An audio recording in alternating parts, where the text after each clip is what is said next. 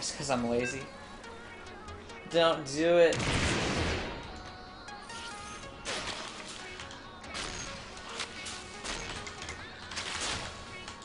Alright.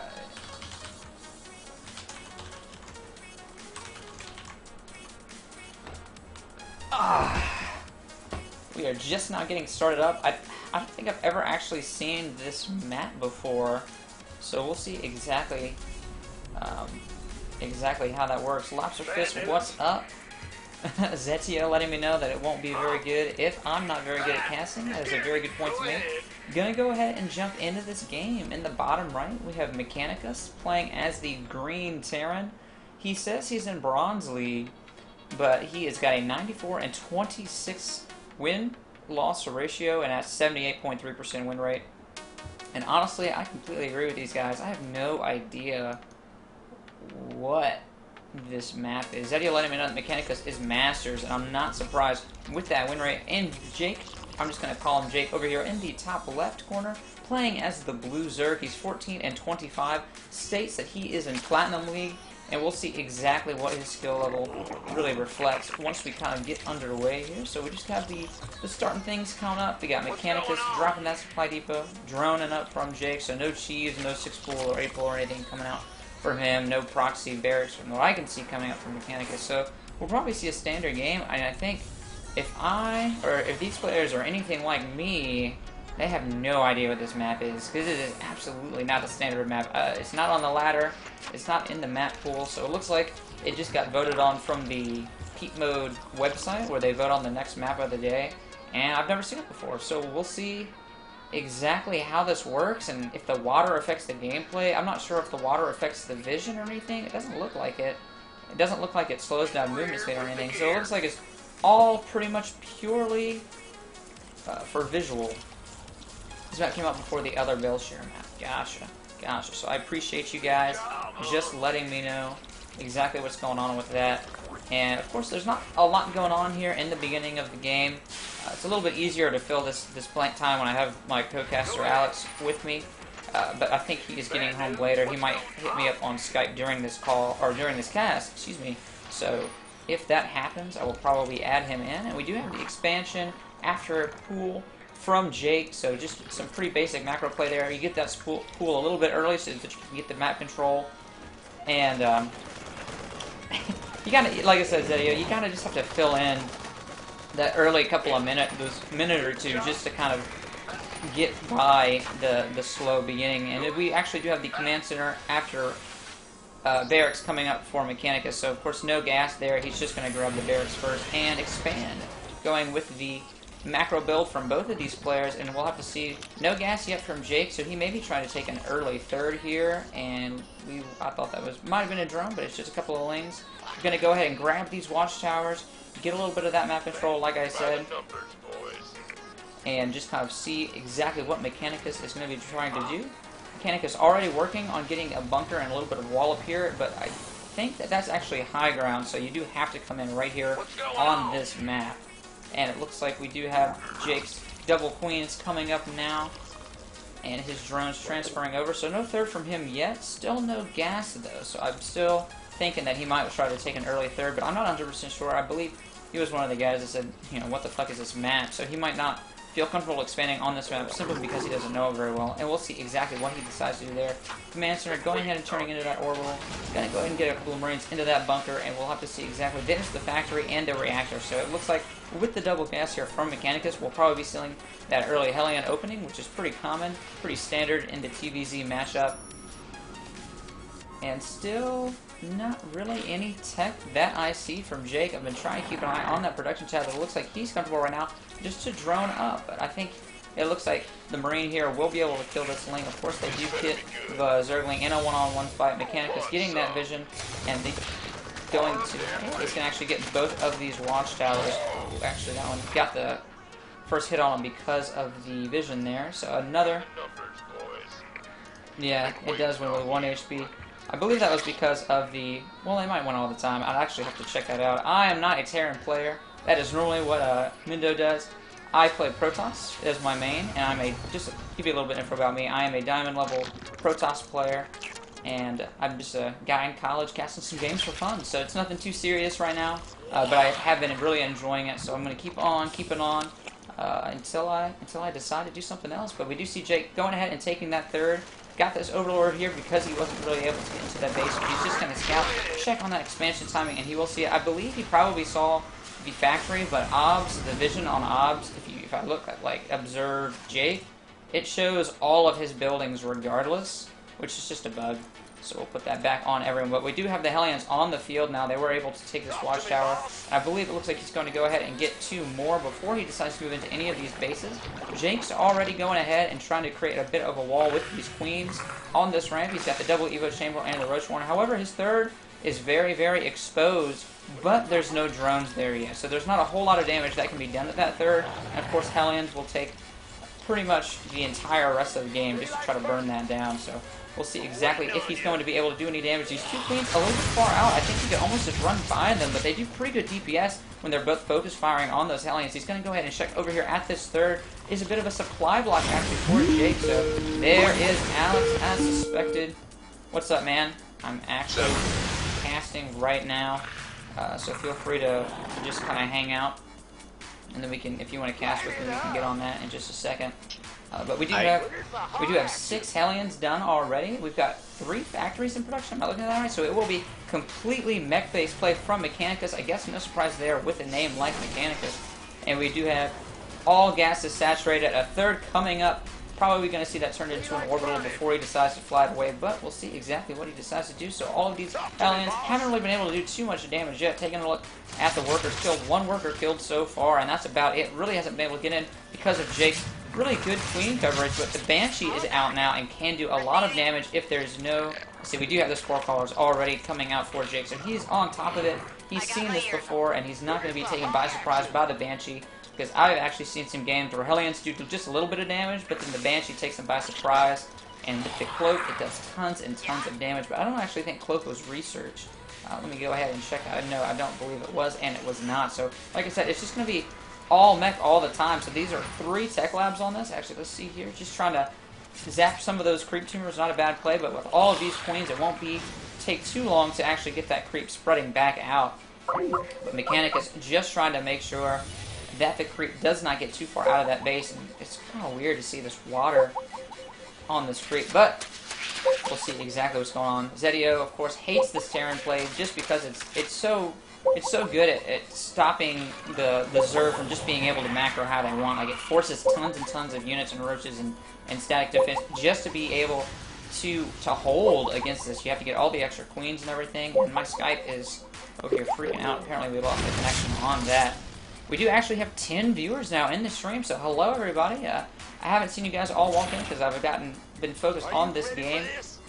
But hello and welcome. I hope you're enjoying the cast and everything. It's my first game, and I didn't cast for the last couple of days, so I'm gonna have to kind of get the rust out. You know what I'm saying? So once we get underway here, just bear with me as I improve over the next couple of games, hopefully, if I am stumbling or anything like that. But we do have what looks like quite a lot of droning coming out from Jake. Just taking a look at the units right now, he's up to that sweet spot with 70 drones, 58 for a Terran player. Of course, Mechanicus has gone ahead and gotten that third, and theoretically, if you're 3 base versus 3 base as Zerg, you're just a little bit behind, but he's already got all of the drones that he needs, so he'll be able to take that fourth relatively soon. However, I don't know if he's really prepared for this early mech push from Mechanicus. I mean, 2 Thors, 2 tanks, a couple of Banshees, and a Raven here. Really early timing for all of this tech play. A lot of times you see just the Bio Ball or something, but this may, in fact, take Jake by surprise. And here we go. He's going to go ahead and reveal his hand now. All of these queens dying almost instantly. Of course, the tanks and Thor is going to be absolutely great against the Roaches. 9 more Roaches in production now. He's trying to set up a little bit of a concave here, and he will go ahead and be forced to retreat. Mech armies are interesting in a way that they're kind of weak until they've been maxed, and then all of a sudden they get very, very strong. And the way that works is just because they don't have a ton of DPS, but they have a lot of bulk and a lot of health. So you need, once you've got kind of that critical mass of mech, you can just storm out and do tons and tons of damage, and it's really hard, especially with these SCVs on auto repair, to take out that army once it's been maxed. So we will see Mechanicus reinforce this with a couple more Thors, a couple more Marines, and 1 or 2 more SCVs before he decides to push out again. Of course, like I said, he's on 3 base, and he knows because of this barracks that the Zerg hasn't expanded to any of these bases up here. Of course, the Zerg's got a vision on all of this as well, so I do believe, like you said, it will be a Roach Corruptor. We've got 42 Lings in production now from Jake, so he is kind of gearing up here. He's just getting, it's going to be Roach Ling and Fester, but Spire's on the way as well. So we'll see exactly what he decides to do. I think what he's going to do is Roach Ling and Fester for the mid game, and then probably try to transition into Broodlords after he's able to hold. Just because Roach Ling and Fester should theoretically hold on defense because just of how it works, Roaches and Lings and everything being able to surround with the Infestors keeping the mech in place. But it's kind of hard to move out with Roach Ling Infestor because Infestor just works so much better as a defensive unit until you've just got a ton of them. So we'll see. Oh, we've actually got a little bit of lag here. And I'll take this moment to see hello to the chat. Who do we got in here? We got 11 guys showing up now. So it was just me, myself, and I. We've got QAZ in here. We've got Sammy K. We've got, who is that? The Nuclear Option, Mage Slayer. Hello and welcome, guys. Hey, all. I hope you're enjoying the casting and everything. Ace, let me know you'll be in on the next game. Glad to hear it, man. And of course, we must sacrifice one of our players to the lag gods. And yeah, Garth Fox, it is a weird old map. I don't think I've ever seen it, and I've played since pretty much since when it first came out. I don't know if this map was ever on ladder or not, so somebody correct me if I'm wrong there. And I will get that fixed. And some chat going on here. I'm not really paying attention to it. Let's see. First game on a weird map, weird old map. Let's end this. Are you cold or uggo? I'm cold. My hands. I live in Canada. Jake, I'm so sorry. But I'm actually cold too, and I live in America. You are an ice mage. Gotta shoot those snowballs. And let's drop this guy. So Chaos Fury has left the game. We're going to go ahead and be hopping right back into it. So we've got 5 tanks, 3 Thors, couple of Ravens, and then tons and tons of Hellion. And I'm pretty sure that he does have the Infernal Pre-Igniter on there. So you can see that versus light damage is 21. Pretty important if you're going to be really committing to those Hellions, just because they'll do so well against the Lings. And of course, his hand has been revealed. Mechanicus now, or excuse me, Jake now knows where the army is, and it looks like he's kind of trying to just prepare to swing on by, forcing this army to come back. The Infestors here getting caught out, but they were able to do a couple of good bundles, but I don't think he's going to be able to engage this army head on, so he's going to try to just bust right on down the ramp. But with these Thors and tanks sieged up now are just cleaning up this army, no problem. He's trying to break in. He's got all of the money in the world. Jake is floating about 6,000. Able to snipe a couple of Thors there. I almost think he should have just gone for the economy, but then going for these big mech armies is pretty good too, just because the build time on mech is so long, but he keeps getting pulled back to this army, and it will be cleaned up almost instantly. Not really a lot of damage. I think more damage could have been done there. He was able to kill about 6 workers, but at this point, with all of these bases, this one turning into a planetary fortress, these 2 Infestors caught out, not able to run home. 1 HP. This tank on a mission will blow that guy up. Garth Fox going ahead and calling it. Thanks to Zerg loss. Don't count him out yet, but I do see why you would say that. But it really depends on what Mechanicus decides to do. If he decides to be aggressive right now, because if he decides to just steamroll through, I believe this mech army will be strong enough to pretty much destroy anything that Jake is able to get out within the next couple of minutes. 19 Roaches on the way, but like I said earlier, Roach is really pretty damn terrible against all of these Thors and tanks, especially once they siege up. Roaches really aren't the answer here. He needs Infestor Broodlord or Ling Broodlord Infestor or something like that. Broodlords are really just the necessity here against mech because it does so well at keeping things in place, and because the mech army is so slow, it's so hard to really get in position to take out all of those Broodlords. But of course, these Roaches are just kind of throwing themselves into the slaughter right now. Mechanic is having no problem killing all those. I hear Secret Missiles, and there's the GG. So quick and easy. Shockfist, I am running solo at the moment, but Alex is actually back. I think he should be back in. For some reason, yeah, there he is. What's up?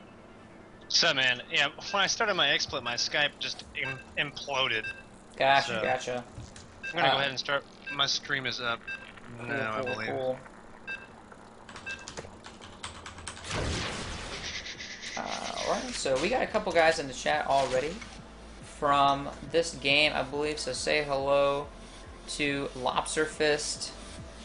Sammy K7, SC2 Magic, all these guys that I've never seen before. If y'all are in the OBS game, just let me know, because I don't know if, I mean, obviously a couple of you have the same names, but I don't think all of y'all have the same names, so just let me know that there, and I'll go ahead and cast one more before I pull you in, Alex, since this one's already starting.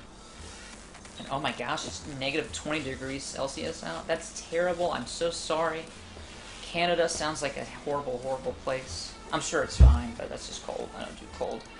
We do have Mechanicus in the top left as the Green Terran. He played last game, swept the floor no problem with a very interesting mech play where he just kind of expanded out very, very quickly, teched all the way up to Thor's, and then just pushed out, and it worked real, real well. He's 95 and 26 in the OBS games, 78.5% win rate. I believe someone told me that he is a Masters League player. In the bottom right, we have Zetio playing as the light green Zerg. We're just going to call him green, as the green Zerg. He has played tons of OBS games, it seems, 302 and 168 with a 64.3% win rate there. Unknown league, probably Diamond, just based on that win percentage. Somewhere in the Diamond to Master, so this should be a pretty even game.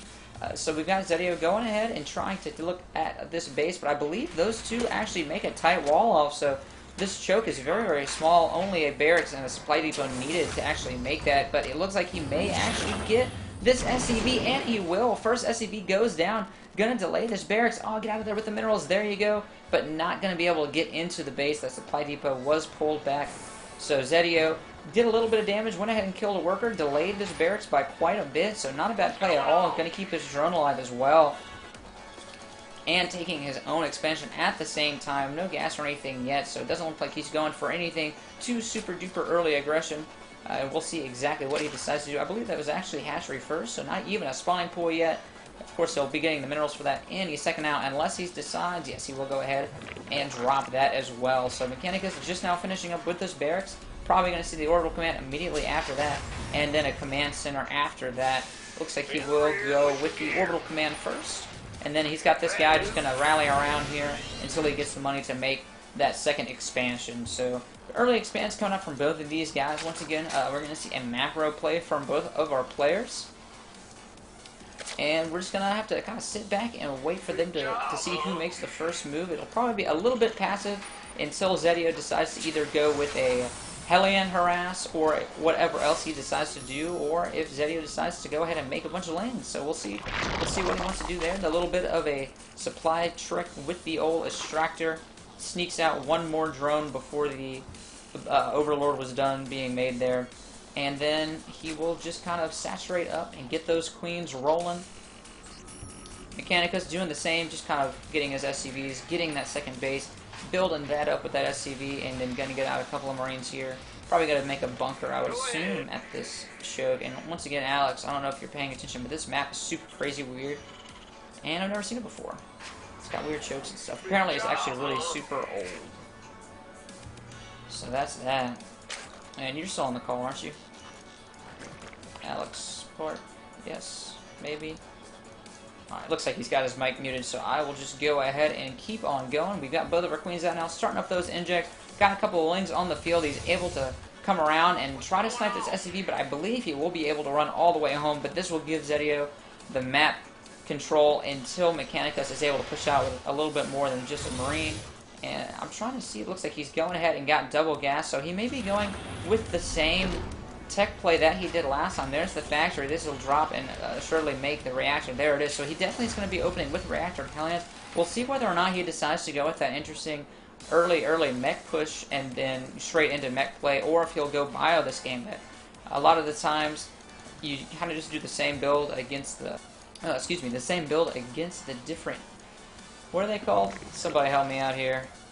Races. That's the word. Ugh, my brain is fried from this weekend. Get a cup of water real quick. And it looks like we've actually got Mendo's going to be hopping on some 1v1s. Going to be playing, so if you're interested in that, if you want to watch him play a game or two, feel free to hop on over to there. And let me say, CMVK, no pro stream, so this looks interesting, so I'm here. Hello and welcome, man. I'm glad you stopped by. I hope you enjoy it. Like I said earlier, I'm just an amateur caster casting OBS games for fun, man. So if you like it, feel free to let me know. If you've got any suggestions or tips, let me know as well.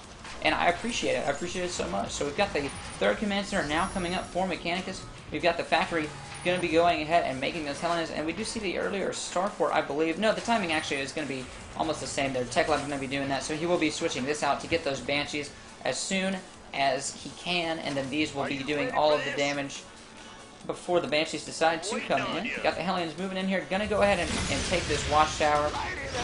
Let them know that that's what's going to be happening, and we'll see exactly what Zetio decides to do once that he knows those are on the field. So he's got this kind of nice wall here that'll stop. I believe that's actually not tight. Hellions may be able to run in right there.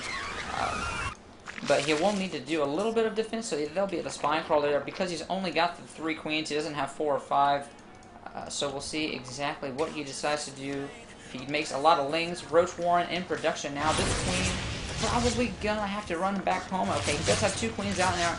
And I don't know the numbers exactly, but 2 queens can DPS those Hellions down pretty well, and they will push those back for the moment.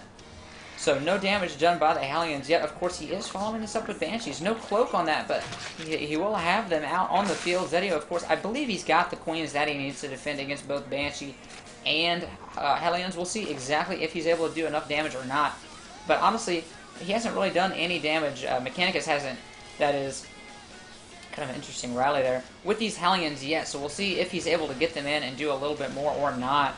Creep Tumor's just barely finishing up, and here's some lings on the field as well, trying to just kind of posture those up so that he doesn't lose them. Also, one big Hellion blast, but these queens have set out a really good amount of creep. He was able to creep really rather far for how early this game is. So that's going to give him a lot of map control and a lot of defensive possibilities with all of this creep and these queens. So no damage really done yet by Mechanicus with this, and it looks like he is going to actually be going bio this game with 3 barracks just now finishing up and 2 more in production. So we do have 5 racks on the way. This Banshee getting shot down just a little bit. These 2 queens still just pecking away with those little darts.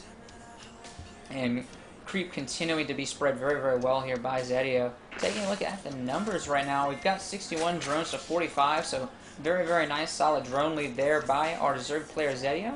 And it looks like he's going ahead and dropping that Hydrogen, so that is what he's going to be doing for this mid-game to defend against the Banshees. I believe he dropped that as soon as the Banshees was shown. And he's got those 4 crawlers now, a couple in the main.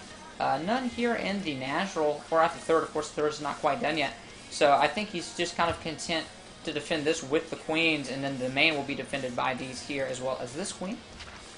But like I said earlier, Mechanicus really doesn't have enough firepower with this small army that he has right now to move out. And Zetio, oh, he's not going to actually be able to. He just tried to deny that, but it was a little too late.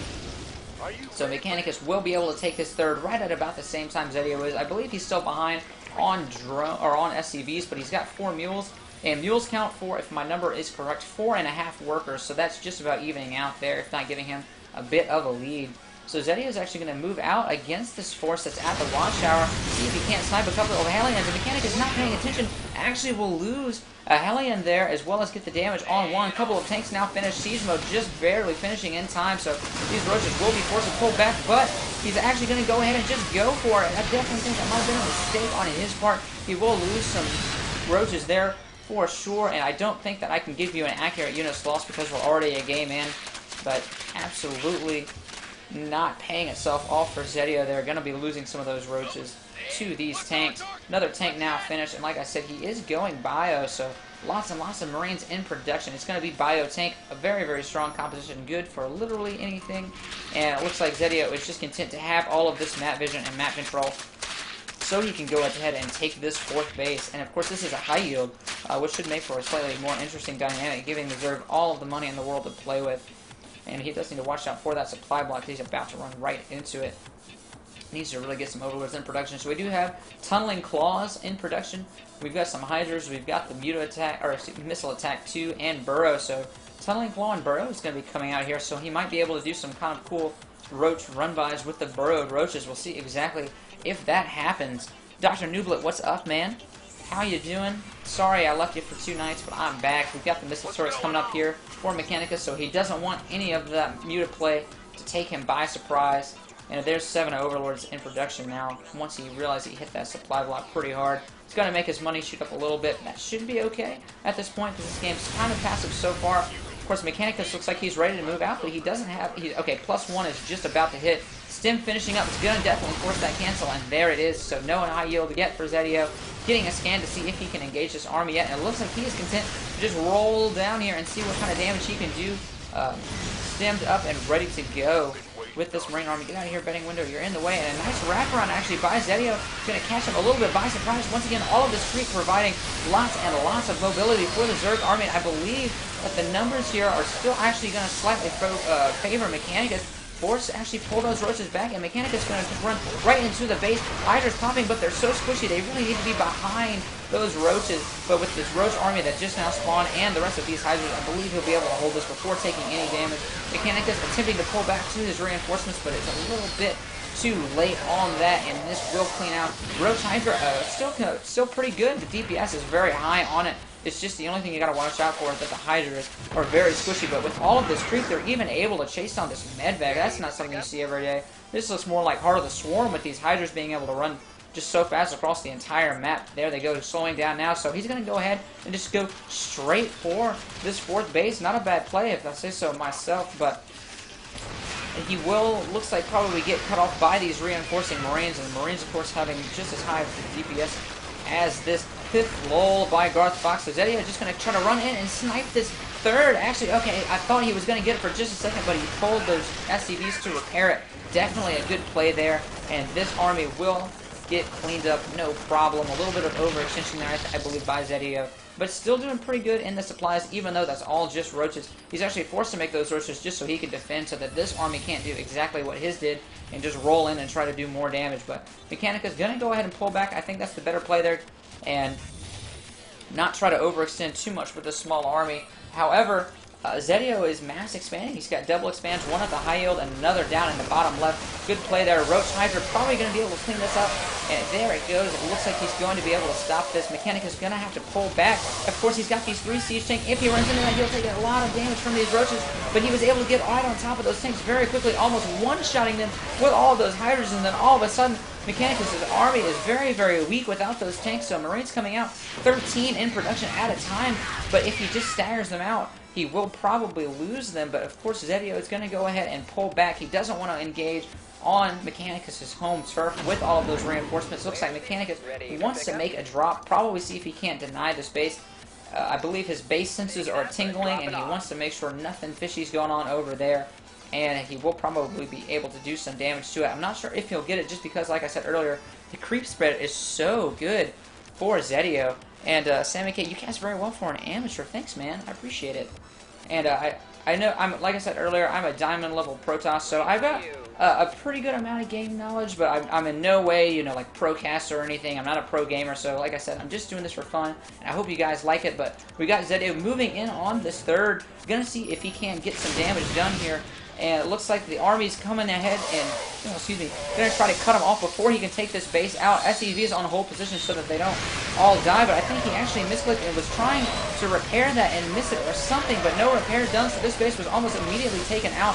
This army, I don't believe, will be able to kill this, but there he actually is going to go ahead and focus down that tank. Good play there by Zetio, and he actually is going to clean this army up, and all of a sudden Mechanicus is kind of on the back foot here. So Marauders in production now to counter all of these roaches, but Mechanicus really doesn't have the army. Okay, here comes a ton of Marines to reinforce this. He probably will be able to hold out as natural, but he's actually going to lose his 4th at the same time with another counterattack by Zetio. If he doesn't repair that, the army here at the front will get pushed back, but he didn't pull the SCVs to repair, and he'll actually lose his 4th base at the same time, so a crippling blow by Zetio, even though Mechanicus was able to hold off that push as a man. Actually, I'm sorry I missed this, but there's a drop here at the natural.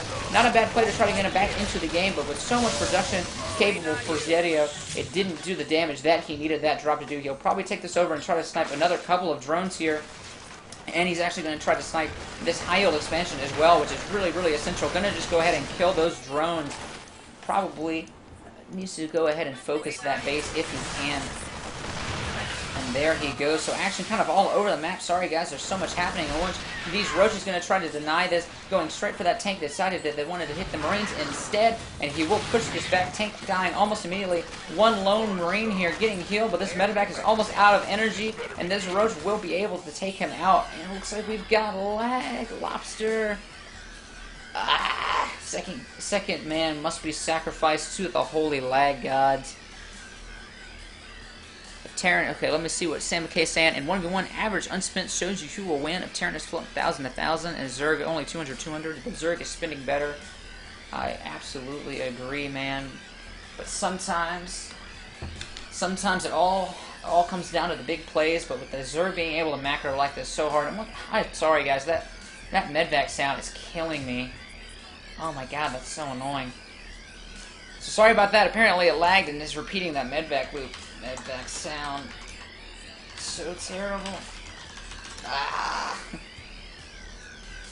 How many units you have coming in? Mechanicus wants to know. Zedio, just keep it. Zedio with a you know. Some of everything. A little bit of this, a little bit of that. 200 food army. It's whatever. I see about 40 roaches. Let's drop that guy. Stop that infernal medvac noise. Mechanicus is going to try to hold this, but Roach is able to run right into the army and take the tanks out almost immediately. Marines here are not very good against Roaches. Roach is pretty beefy. They've got a lot of armor. 3 armor against the Marines. Only who are doing 7 attack right now. The upgrade's lacking, but 2-2 about to kick in, which will actually be huge for Mechanicus. It will make his army possibly able to hold this off just with that upgrade. We'll see exactly what is able to happen there, but I absolutely agree with Garth. He needs Marauders. That's why he made the other 4 barracks here, just so he could get those tech laps on it. But he actually attacked 4 Marines first. Marines got pretty good DPS, but they're just so squishy. A couple of tanks here just barely getting the siege before they are immediately destroyed.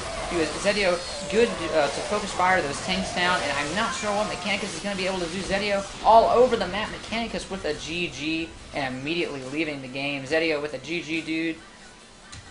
Good game there, indeed. I'm moving to a new obs. Thanks for watching, guys. Gonna grab my tokens.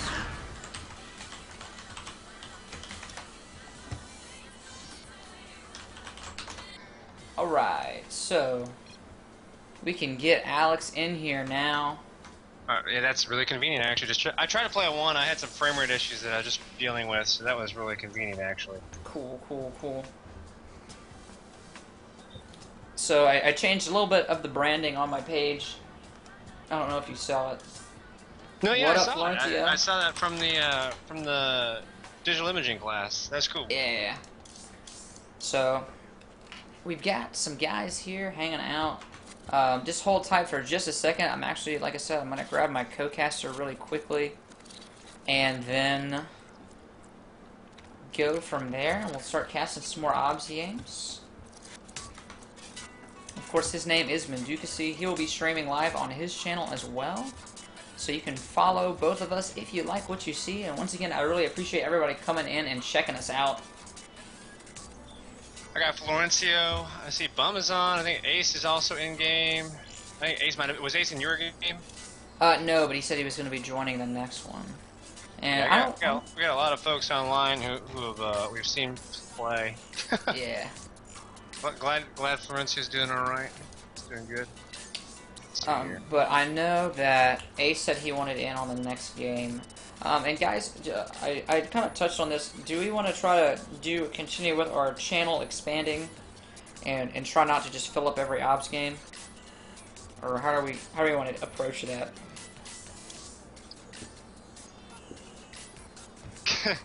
Shock's got the big questions covered. As far as that's concerned, I don't know. I think that like you guys in the chat, on other chat, go ahead and just say what you think. I think that it'd be cool if we just grabbed like 1 or 2 people who are on the stream and then went into an obs game.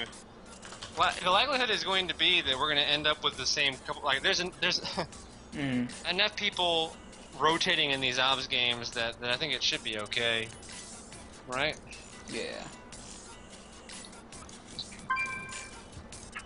Okay, so Ace is actually already in a party. Well, he's in a game. He's in a game right now. Is he? Okay. Or he's either that or he's sitting in a lobby. Hold on. Actually, is the symbol for that the same? I'm pretty sure the symbol for that is exactly the same. I'm not actually sure. I went ahead and messaged him. He said he's ready to play, so... Alright, We are forming a party. Yeah.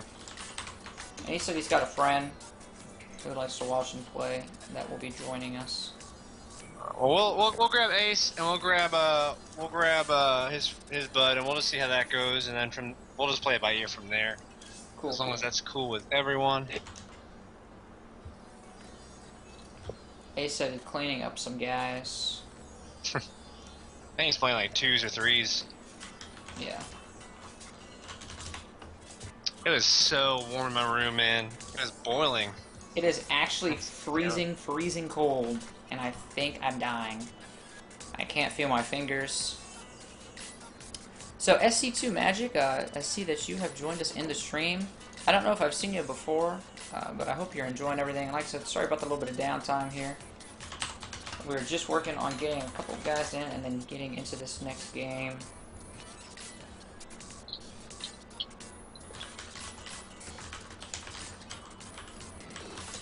Let's go ahead and you and me hop into an OBS game. We'll just hop into one, and then guys, we'll add you guys in as we go. Yeah. But we'll try doing one off the top and see how it works out. Just to kind of kill it, and because sometimes they take invite me. I have a friend. Okay, so Ace is ready to get invited. Oh, cool. We can actually just add him in. That'd be really easy. Invite to party. Cool. Suggest your brew. We'll add Targon. Yeah. And we will play as a party. So we'll go in with these four. Targon. SC2 Magic. I just won the last game. Okay, cool. So you were the Terran player? No, sorry, you were the Zerg player if you just won the last game. So you were Zetia. Yes, no? Yes? I should just type, because I know typing is actually going to get to you instantly. Cool, okay, man. Well, you were quite good, and it looks like I've actually lost Alex again. My connection is weird. What's up with that? Hey, you there? Hello? It said he was recovered, but I don't actually see him. Connection between you is slow. Alex Park is offline.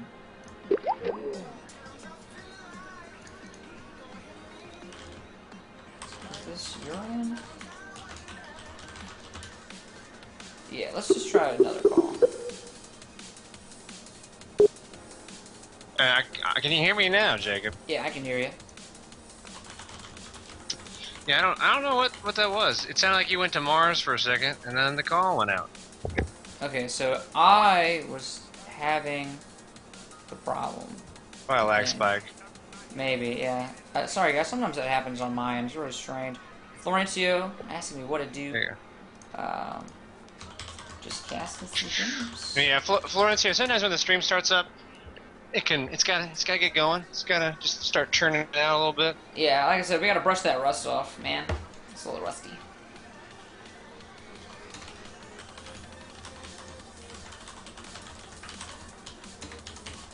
There we go. Anyways, guys, let's see here. We're gonna go through one by one, just try to figure out a little bit of information on each of the people in here, because once we're inside of the game, we can't actually check the leagues, at least not with any kind of accuracy, because you know of the character code system in StarCraft. So we got Tack, who is a platinum level Zerg player. We have Jay Merkt, who is a silver level Protoss player. Chaos Fury down here, who is a Masters level Zerg player. We have Targon, who is Ace's friend. He is a gold level Terran player. Let's see here, who else? My Life for KFC. He is a Diamond Terran player, currently in Platinum. That's so silly. And then we have Ace, obviously, who we know from the previous games, who is a Masters level Zerg player who is currently in Diamond. Mm-hmm. So a lot of variance in these leagues, and what we've noticed, that's what I've noticed when we've done this before, is that that can create some pretty big discrepancies in the games. But there's enough, they're close enough here where there's, you know, a couple people silver, gold level, a couple people platinum, diamond level, to where I think that theoretically it should still work out for all some right. good games. Yeah, I believe because if Ace plays and like Chaos Fury, I think we've seen a couple of Chaos Fury's games before.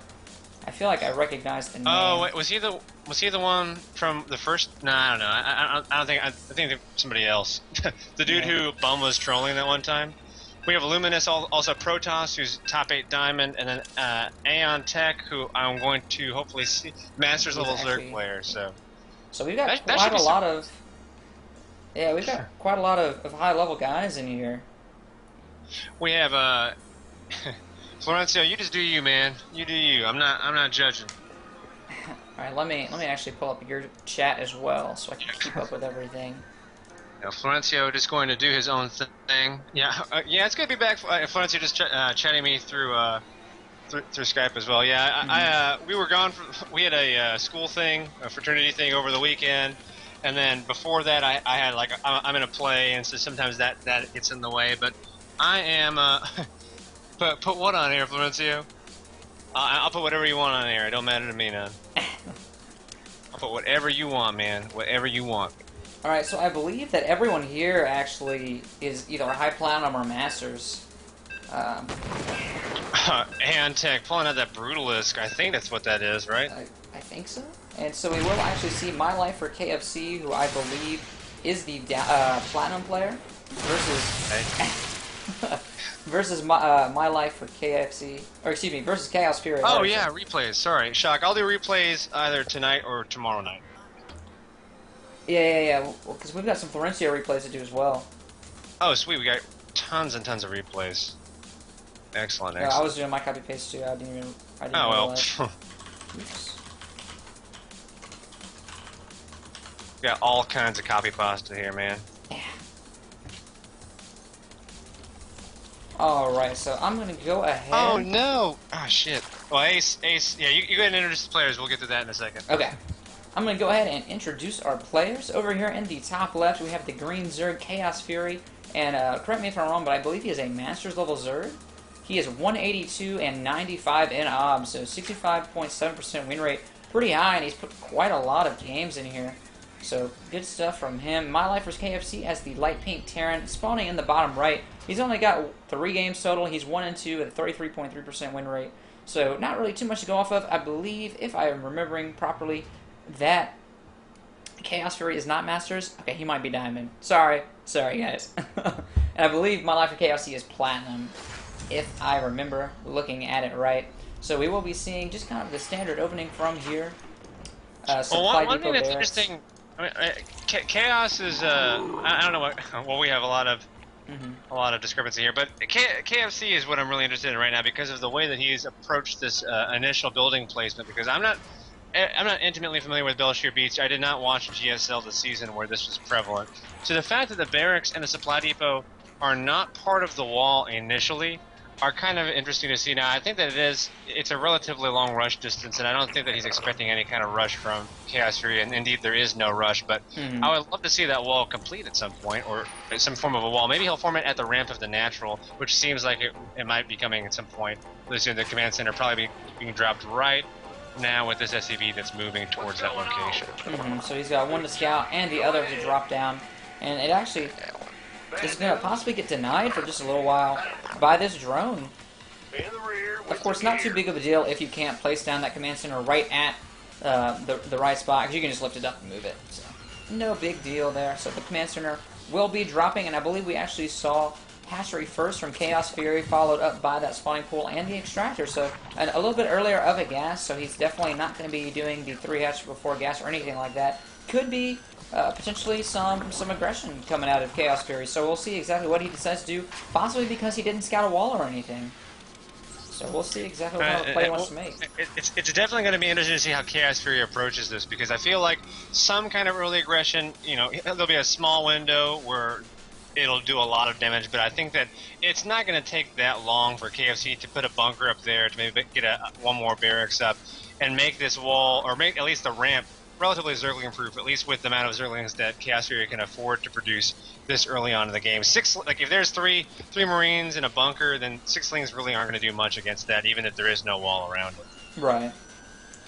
I absolutely agree. So we just kind of see the basics coming up here for My Life for KFC. I'm just going to start calling KFC. Probably going to be dropping a bunker up here with this SCV to go ahead and defend his borders a little bit. And we will see that, maybe? Yes. Okay, so he will be dropping right next to the command center. So he's just completely against walls, man. He just doesn't want nothing about him. He's been walled in his whole life. And he's ready to break free. I feel like KFC has an understanding about why he's doing this, but I still think that some sort of wall, or at least creating a choke at the front of that ramp, or closer to the ramp, would be kind of nice to see, because I don't think the bunker will actually cover that the farthest end of the mineral line from the bunker. But you know, it shouldn't matter that much. But we'll see in the coming minutes. But he may know, as Florencio has told me, that Chaos Fury. Some insider information. Chaos Fury apparently is known for being pretty macro-oriented, so maybe he knows that Chaos Fury likely won't do any kind of early aggression or early all-in attack, and that's why he's being so so non-wall-y, so to speak. Right. Or maybe I'm giving him too much credit. I don't know. I'm just trying to figure out. Normally against Zerg, you wall off is what I'm trying to reconcile that with this build with what we have here. Gotcha. So Aeontech giving us a little bit more insider information. He didn't wall in because he's terrible. So that is also an option. Yeah. Never rule it out, but we'll see. Maybe he's got a master plan, and we're all just not capable of understanding it. We'll see exactly if it pays off for him. And I feel like I should clarify. What I was saying was not that KFC was planning for macro, but that Chaos Fury is known for being a little bit more macro-oriented. But that being said, he has a lot of lanes he just produced, and the Baneling nest is almost finished, so likely some kind of Baneling play in the short term. Mm-hmm. And once again, I don't think Chaos Fury has actually seen the front of this of this Look at base. this. So what do you see? I'm just telling you what Florencio told me, man. I have not seen any of his games, at least not in the near future. By the way, did you know in these missile turrets, there's people? No way. In the missile turrets? By the way, why I don't understand this missile turret right here. Very odd. That's very neat. Exists. But look at this. Look at this. There's a guy in there. All these things are gonna run right in. All these Hellions can't handle all these feelings. I'm pretty sure. No, she's gonna morph like Banelings right in the face. I don't know if I would have done that. Yeah, a lot of Banelings, but it might not even matter at this point. So he's got quite a lot of Hellions out, and they are doing a great job to clean up this team. He just suicided all those Lings in there, but now the Banelings are done, and they're gonna. Well, with the proper kiting, actually, this won't do any damage at all. It's definitely, the kiting is very, very important, but he's doing very well so far. Yeah, look, he shouldn't have morphed right in front of all his Hellions. I know I'm just stating the obvious here, but look, that has done no damage at all. I don't understand that engagement, even a little bit. No, yeah, I agree with you, man. Like, I think he should have pulled back and not revealed that that's what his plan was. And KFC was producing Hellions non-stop out of that, so he had enough to actually hold that off, no problem, just with some pretty good kiting. Gold is better than Masters, so Chaos Fury might have actually underestimated my life for KFC's micro just a little bit, and now the Infernal Pre-Igniter is done, so these Hellions will be even stronger against the Ling Baneling composition. It looks like Chaos Fury is still trying to make some kind of a run by, though, or maybe this is just to deny a little bit of map control from KFC. No, he's good. I believe he'll morph into Banelings again and go back in, and there's all the Banelings. But speed is, I don't even think speed is being researched. Where's his Baneling nest? Yeah, I'm I don't actually understand. trying to take a look at it myself, but I don't see it. There it is, all the way in the back. I don't even think he has Lair Tech for. Yeah, Lair Tech is not even done for the speed. Here comes the attack from the Banelings, and he doesn't have siege mode yet, but it shouldn't take a whole lot. He might lose a few Hellions and a few workers. Oh, but he needs to pull the workers. He managed to get most of those into the worker line, but taking a look at the workers killed, he only killed 9. So 100% not cost effective there. Now, as the workers get back to work, we'll be able to see. As the workers get back to work, we're going to see this mineral tab. It should go into KFC's favor. I believe that he has maybe just a little bit more income. Indeed, he has 2 more workers plus that. So those attacks. Oh, and here comes some more Lings just being suicided into the line. And now I feel like Chaos Fury has put himself horrendously behind. I absolutely agree with you, man. He hadn't taken that third, and now his third, he's not even going to be able to defend it. Just these Hellions can actually deny the third base because Chaos Fury doesn't even have a Roach Warren yet. All he has is Lings to defend, and Lings will instantly die. And look at this. KFC's just going to run in here and kill all of these drones. There's not enough Queens to defend. The Zerglings aren't doing any damage because of the Infernal Pre-Igniter. He actually will just barely manage to clean this up after losing tons and tons of drones. This Queen going to be able to just dart away at that last Hellion. So he was able to clean it up okay with a good surround from the Lings and the drones, but at what cost? At what cost? Well, a little bit of missed micro there from the Hellions, because I feel like they could have done a lot more damage had they not been. They did a little bit of a move command, and they weren't attacking for a while, and then they got surrounded by a paltry amount of Lings, and then they couldn't do their max damage because when the Hellions are when they get fully surrounded by that small amount of Lings, the Hellions are great against Lings, but they have to do their damage in a line. So I don't know. It could have been a lot better. But that being said, I don't want to sugarcoat it. KFC is in a massively better position than his opponent Chaos Fury, and I feel like it's only going to get better and better for him. His third is about to be set down, and I know the third is already up for Chaos Fury, but his worker count is slowly catching back up. But with mules, with triple orbital, it's going to take a miracle for him to come back in this game. Well, I will say this. We can't count him out yet simply because he is Masters level, and so his macro is just going to be better, overall than KFC is just based on, statistics and all that good stuff. So, assuming that KFC isn't able to do any damage for like the next probably 5 or 6 minutes, then Chaos Fury will probably be able to claw himself back into this game. But just take a look at the supplies. A 30 supply lead for KFC as a Terran on 2 base, which is something you very rarely see in a ZVT matchup. No, I actually don't know whether Chaos Fury is Masters or not. I know that one guy, yeah, J-Merc says he is, and then one other person said that he is not. But I actually don't know for certain if Chaos Fury is Masters. He certainly, doesn't have a terrible win-loss in this particular this custom, but I don't know that means a whole lot because you don't know who he's been playing. But that being said, what he's making is Spire. It's about maybe a quarter way done, and all he has is just a few roaches and a few Lings. I feel like if KFC just A moved, then he would win right now. Right. Exactly. And I have to agree with you. And actually, it looks like he just may do that. It looks like he was waiting for some Vikings to come out. And he's got about 5 of those now just so he can have complete air superiority, be able to snipe a lot of Overlords and all of that. There is an Overseer right now that was checking out the third, but it's absolutely taken out by that missile turret. So not bad there by KFC being able to snipe that. And it looks like the move out is coming for KFC. A little bit of Ling run by trying to get into some drones here, but I'm pretty sure these drones, well, it actually will force the entire army to come back. I think he probably could have just grabbed a couple of Hellions as opposed to delaying his entire push.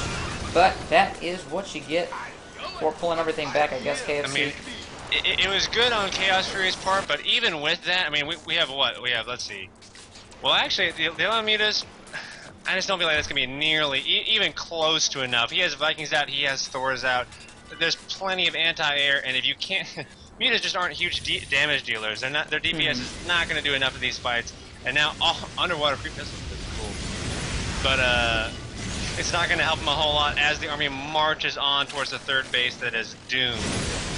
Absolutely doomed. It has been written off by Chaos Fury. He knows that he can't really defend it. Trying to bring in the Mutas here, but the Viking count pretty high with some good focus fire, which he's actually not doing. Chaos Fury with the focus fire actually is able to take out that. Splash damage too, though. I was going to say the Thors are backing this up, and all of those Mutas will go down. This third, like you said, is completely doomed. All of the drones, utterly disgusting how bad I played this game. GG. Chaos Fury completely unhappy with that game. Gonna change some things really quickly. I don't know why I've had a little bit of technical issues this evening. I'm not exactly sure where those came from. What's up, Miramac? And Aeon, welcome to my end, man. I hope you're enjoying the casting and everything. And we're actually going to be seeing Aeontech versus My Life for KFC. So Aeon last game, of course, was giving us all the tips and tricks. So it looks like he is a Masters League player, and we'll see exactly what he's able to pull out in this game. Interesting to see another ZVT matchup. Now we know that KFC chose not to wall off at the very beginning of their last pardon me, that last game. And I feel like, players are creatures of habit, and I have a feeling he'll do the same thing again. And Aeontech, knowing that, will he go for an aggressive build to try to end him early? And we have a pause for a second. Just a quick introduction from both players. I can't obviously move my camera, but in the bottom right corner we have what? Whoa. Okay, he's already done. Sorry. In the bottom right corner, playing as the pink Terran, we have My Life for KFC. He is 2 and 2. He can't actually read that. Yeah, he can't he? No, 2 and 2, 50%. One of those wins was the one that you guys just watched just now. In the top left-hand side, we have Aeontech. He says he's Master League. I believe he is Master League. He is 262, and a number that I can't read because KFC is going to lag out. And it looks like KFC is going to be another man sacrificed to the lag lords above, and he's just lagging. Alt-tab equals stream snipe. I was already watching the stream. 1v1 obs is super important. Gotta win all the games. Yeah, I feel like honestly, and I don't know about Aeontech. I don't know. I believe that he is actually Master League. I only got a glance at it before we went in, but I'm pretty sure that Aeon, if he was indeed Masters League, against the type of play that we saw against the previous Zerg opponent for KFC, I have to believe that Aeon would have come out on top because of the fact that KFC, there was a few things he did. A missile turret without spotting any kind of spire. A lot of blind things that he did. He went for 2 factories, but he was producing Hellions off of that one for quite some time, and he had a tech lab on it, didn't get Infernal Pre-Igniter for quite some time, and then also he didn't wall off ever. So I feel like that would have been fairly one-sided anyway. So I'm glad to see that we have a chance to stick a couple more people in here. I believe it'll probably be ace between Aeontech because they haven't played yet, but I don't know how this works. Right, there's currently no king, so I believe you're right. It should be just like what you said. And there it is, ace versus Aeontech. Of course, that Banley is going to run away. Actually, should just explode. Targon, you missed it. Well, what happened was that Aeontech made 50 million Zerglings and lagged the other guy out of the game. That's exactly what happened. With the clutch play, like I said, nothing quite as strong as pulling out that LAN cable. Luminous must be Florencio or a friend of Florencio's. I don't know why. Apparently, this is the spot, man. To chill out. Apparently, OBS games is just where you go. So I'm going to actually go ahead and take the introductions for this game, since you did it for last game, even though it barely counts. In the bottom right, we have Aeontech, our Masters League Zerg. He is 262 and 127 in OBS. Got that almost 70% win rate. And he is, like I said, Masters League. So we'll see exactly what he's able to do. This is going to be a ZVZ, of course. In the top left, we have Ace playing as the Blue Zerg. He's actually been on our stream now for quite a while. It looks like his statistics got reset because I believe he's had like 100 of these games in the past, hasn't he? I really don't know. I don't recall his last statistics last time we guessed it for him. Gotcha, but he is a Masters League player. He's been Masters like 6 times in the past. Currently placed in Diamond, but don't underestimate him. He is a very strong player, so it will be, like I said, a ZVZ. Especially at the higher levels, it is a razor-thin matchup where every single decision you make, who gets gas first, who gets Banelings first, it all makes a big deal. And of course, we already have the gas coming up for Aeontech now. And the spawning pool goes down before the hatch. Will we see hatch first from Ace? I don't. I believe that we will. Drone going over, and so I believe that now he's in a very precarious position because these lings. I don't know. This is Belshire Beach is one of these maps where I haven't played on it that much, and actually Ace, seeing that there was no natural down for Aeontech, he switched and made a spawning pool instead, even though he had enough minerals to make a hatchery. So, and he immediately grabs gas because I think he spotted the gas as well. Yes. And so he's going to be prepared for this. That's a really nice scout from him. I don't know that people always drone scout. Some people just depend on their overlords for initial scouting information. Right. It's like I said, though, with ZVZ, it's incredibly important to have that early scout. Because just think about it. If he hadn't scouted that early and went ahead and took that expansion, this speed is as early as you can get it while still having an economy of any kind. Aeontech actually dropping the extractor before the spawning pool to get 100 mineral or 100 gas as fast as he possibly could. Speed already on the way now, so Ace is actually behind at this point, and we'll have to compensate for that possibly with like a spine crawler or an extra queen or something, or more zerglings. Well, I feel like he has a couple more drones. That's for the larva he had already spent on drones before he spotted the early gas and the early spawning pool. That being said, he does have some time. He has a little bit of time because he had the travel time for these zerglings across the map will be quite a long one, and it's what 30-40 seconds before metabolic boost is done. Pardon me, can't speak this afternoon. Or this evening, so I feel like as long as he can hold for just a little longer, having a massive lings, and although the Aeontech is almost done, or about halfway done for Aeontech, I don't really know. There's a lot of pressure early. I think the Aeontech, this is the Ling-Baneling wars that we're used to seeing on the higher levels played out right in front of us today. Absolutely. Aeontech looks like he is absolutely content to play this off of one base. Doesn't look like he's making any kind of expansion because he's going to be getting those early banelings. And with a lot of links here from Aeontech, he's able to take out almost all of Ace's links immediately. Ace is going to be forced to make more and more links just to hold this off. And Luminous actually plugging this. I appreciate it, man. Apparently, I'm plug in it for us. I know, right? But Aeontech actually able to get some zerglings into this drone line, but only 4 actually.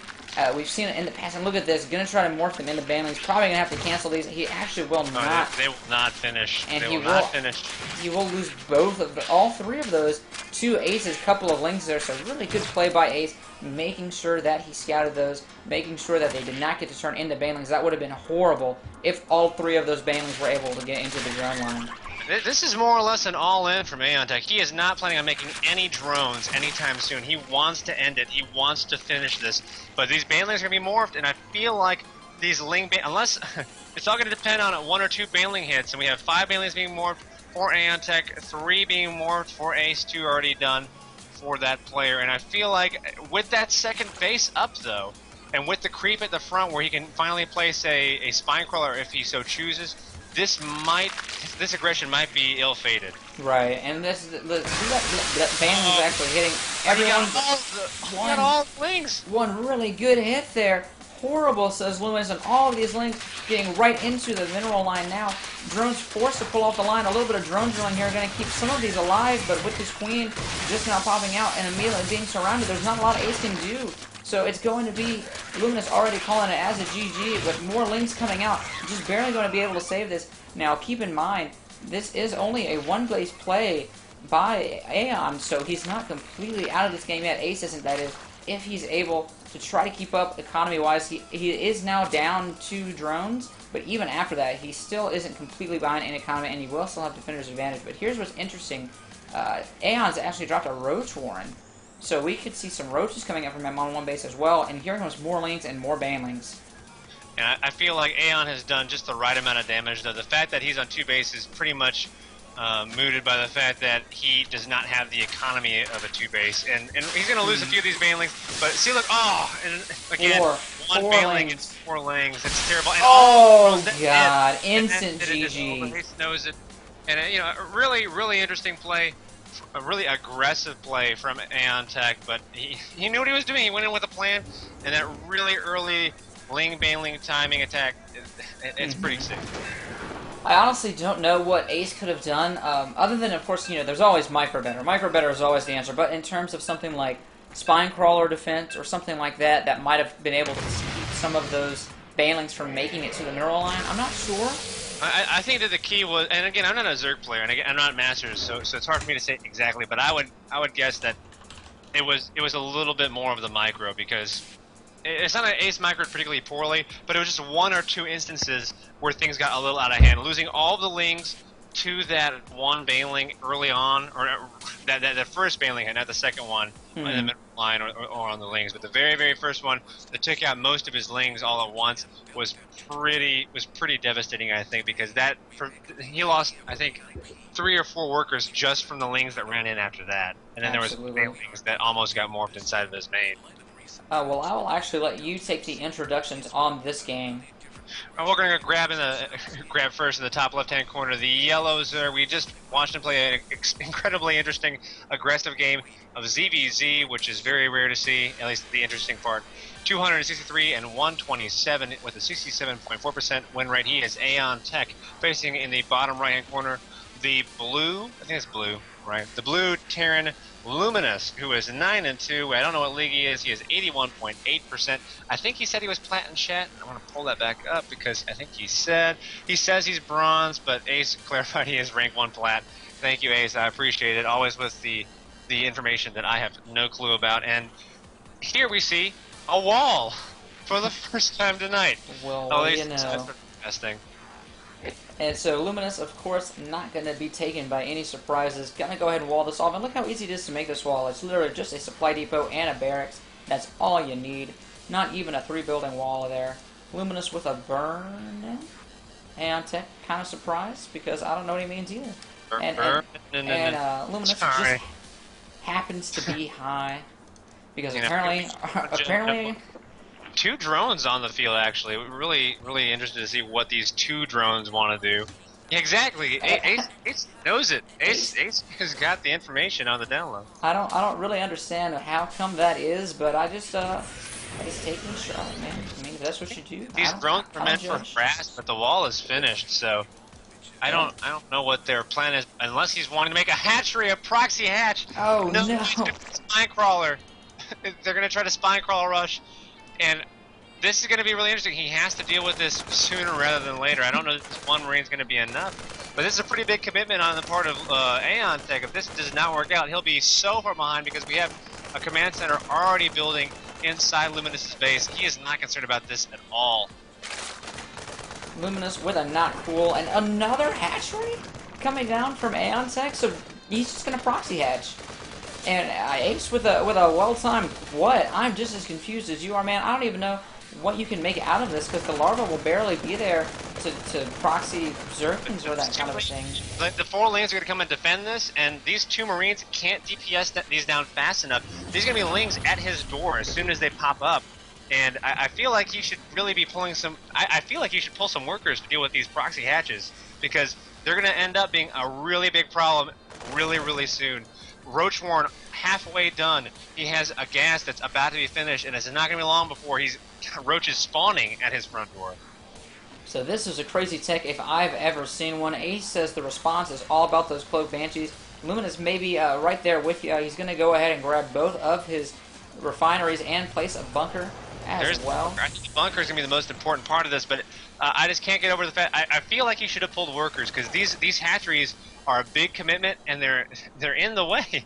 They're going to be a huge problem in terms of larva at his front door, and this is it's terrifying. I think that at this point, unless Luminous has a really intricate plan behind this, he might have already lost the game. And I hate to call it that early. And it's definitely a lot. It's all in Luminous's hands. But with these 2 hatcheries at his front door, even with repair, he's going to be able to make a bunch of banelings or just a bunch of roaches and bust this down. And I think that he can even attack this barracks outside of the range of the bunker. And that's really the key here. That's what I was actually going to mention, is that the spine crawlers are going to be what's important. Queens in production, these queens are going to be able to spread this creep really deep into the base, and these roaches have actually found a sweet spot where they can attack this barracks and still not be attacked by that bunker. He just needs to lift back and keep the wall, and that is exactly what Luminous is doing. It's like he can hear you, but I know he can't, Ace, because we're in Ob's chat. So Luminous playing this as well as he can. 3rd bunker on the way right now as well. And keep in mind, this is just 1 base versus 1 base, but Aeontech now has the ability for the sickest contain you've seen in a long time. Aeontech going ahead and getting that spine crawler just a little bit closer, but a Marauder actually just in range. Gonna have to scoot that spine crawler back. No, and I feel like at this point, it's going to be interesting to see when Aeontech makes the commitment, because there will be a commitment to go in, and we see how close the supply is to being blocked. I feel like actually he might get blocked from this supply depot coming down. He will indeed get blocked, and that's going to be a relatively big difference too. There's I don't know. This is such a very strange build, but now he's going to rush in. Go ahead and push. Queen's going to be there to transfuse as well. It's time to prepare that one, but there's 2 more.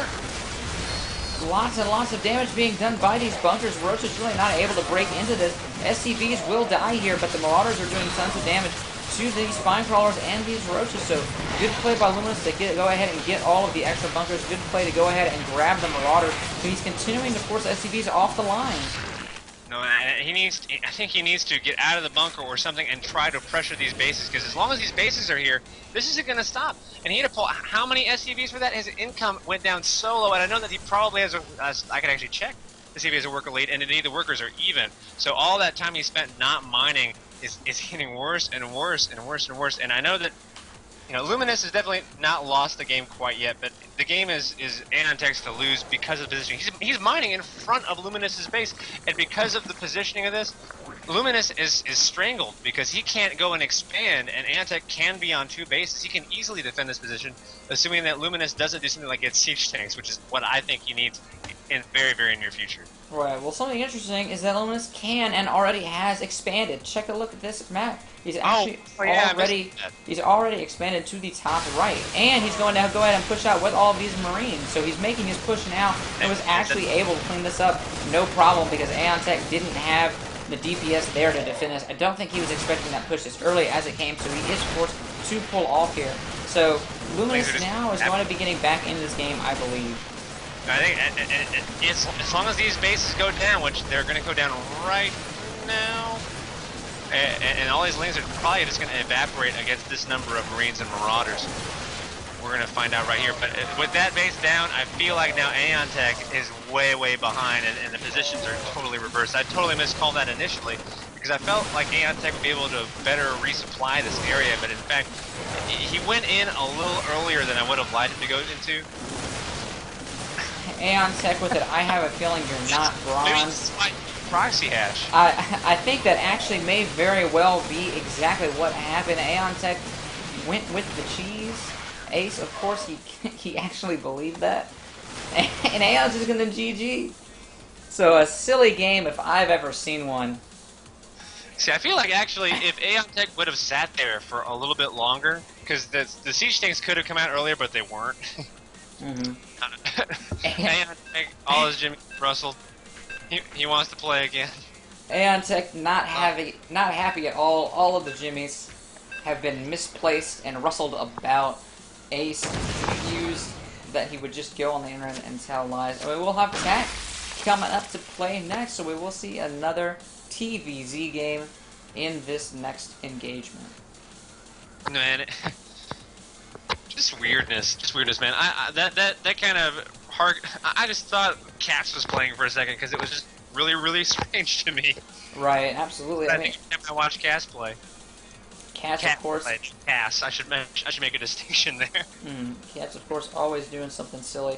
And I will go ahead and take our introductions. In the top left, the #1 Platinum player, we have Luminous. He just was able to defeat the very, very strange proxy hatch play by Aeon last match. And we'll see exactly what he can do this time around. He's 10-2 in OBS games, 83.3% win rate, and he's going to be going against Tack, playing as the light blue Zerg in the bottom right. He is 5-6 in these games, so not really much of a sample size to go off of, and I don't know what league he's in. I think we saw it before we entered the game, but I honestly don't remember. I don't remember at all. I don't remember even a little bit. If anyone wants to back us up in the chat, feel free to just mention it. But otherwise, Tack will be our mystery player here, and we don't know what he is or what he's going to do, so we'll see what he decides. And Aeon upset. I would never do that against a better player. He was bamboozled. I feel for him. In retrospect, I feel like that was. Oh god, that was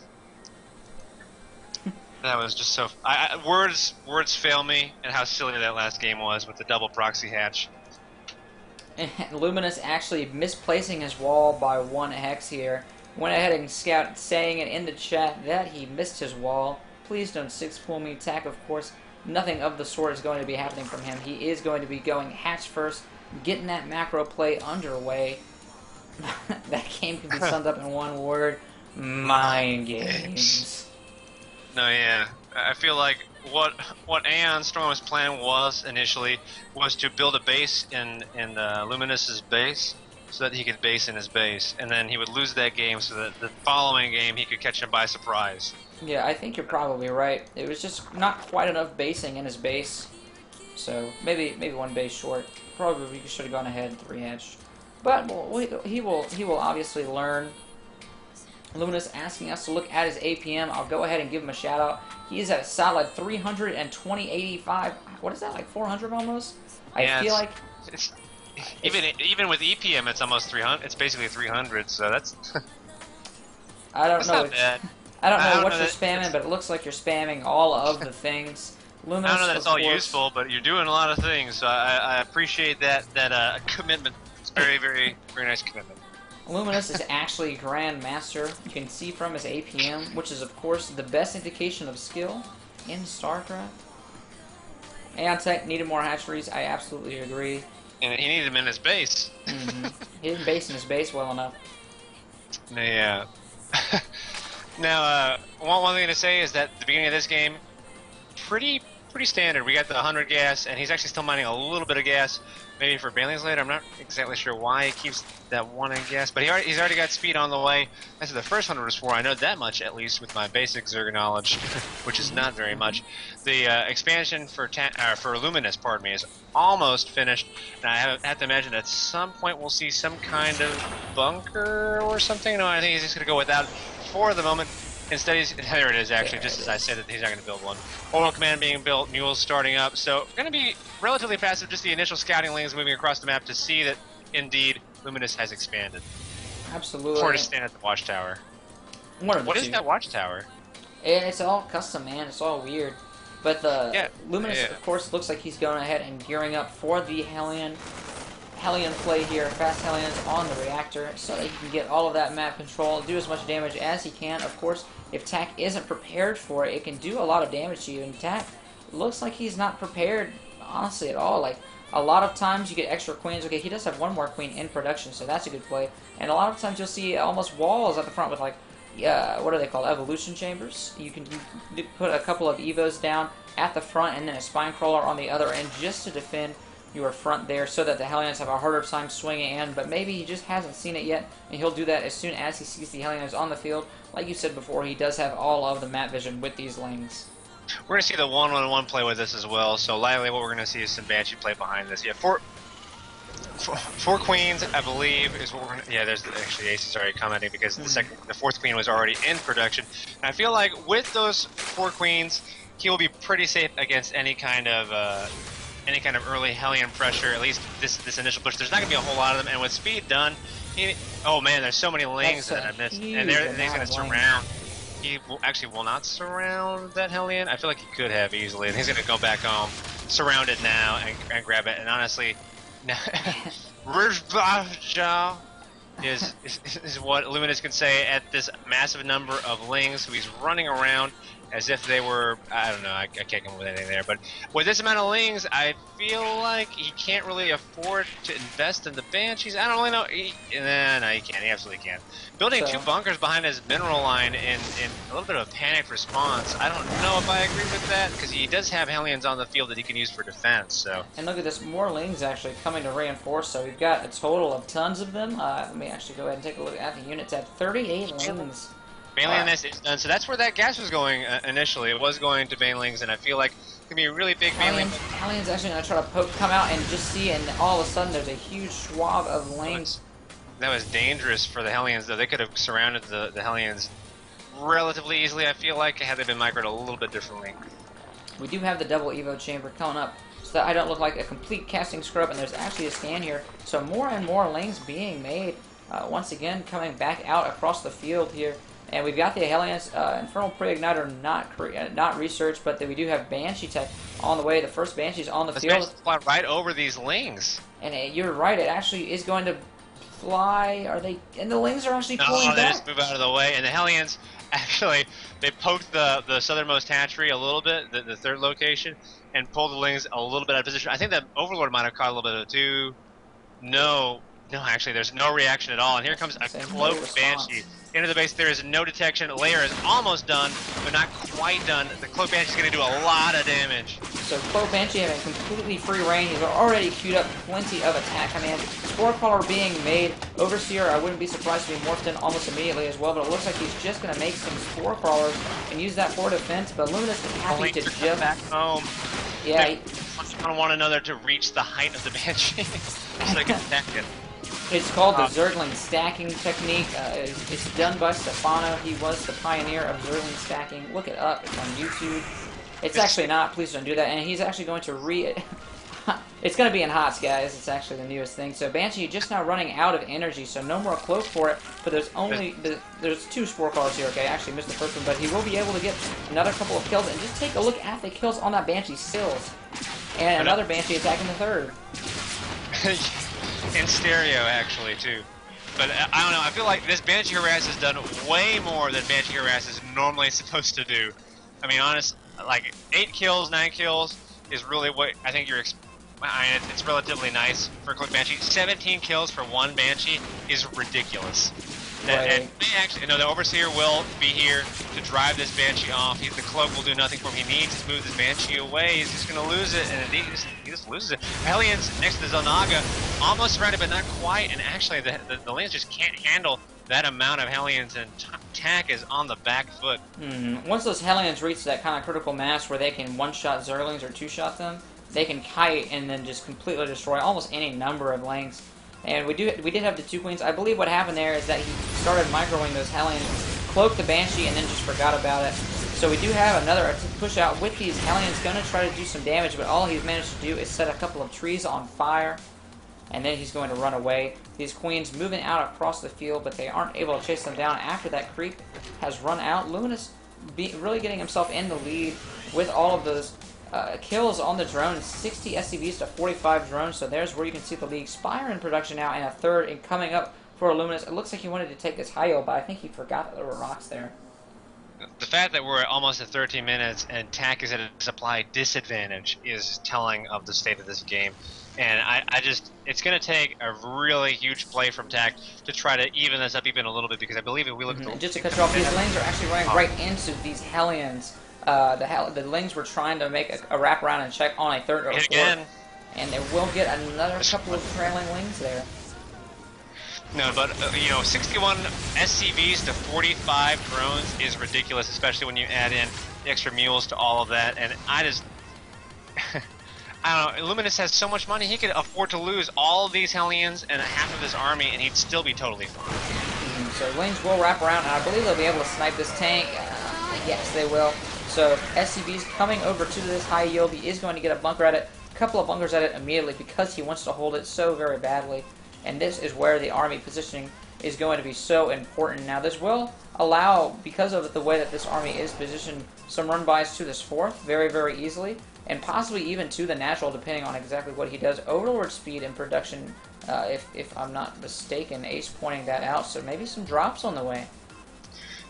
Maybe that's what he needs, some bailing rain to bring him back into this game.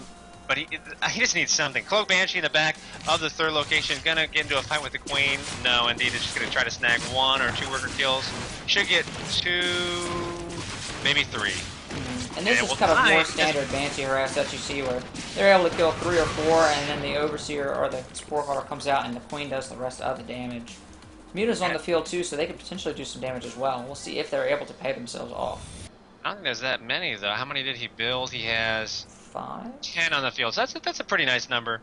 No, mules did not get any bonus resources from gold mineral patches, so it's actually better to have them mining from the blue patches while SCVs mine on the regular patches. And with a wondering why he's using them at all, probably just to force a habit, or he doesn't know. And they used to, so it could be any of those things. But Marines, only about 8 or 9 Marines on the field here, so not really enough to hold this off, I don't believe. Well, as far as cost efficiency is concerned, they would lose, but they would do a lot more damage to the mutas than the other way around. And actually, if you look, the main group of Marines is moving to that third, I believe that's the third location, and that will definitely stop them from coming at them again. And he can produce Marines 9 at a time. And I'm sorry, Ling's moving at the third location. They're just circling around.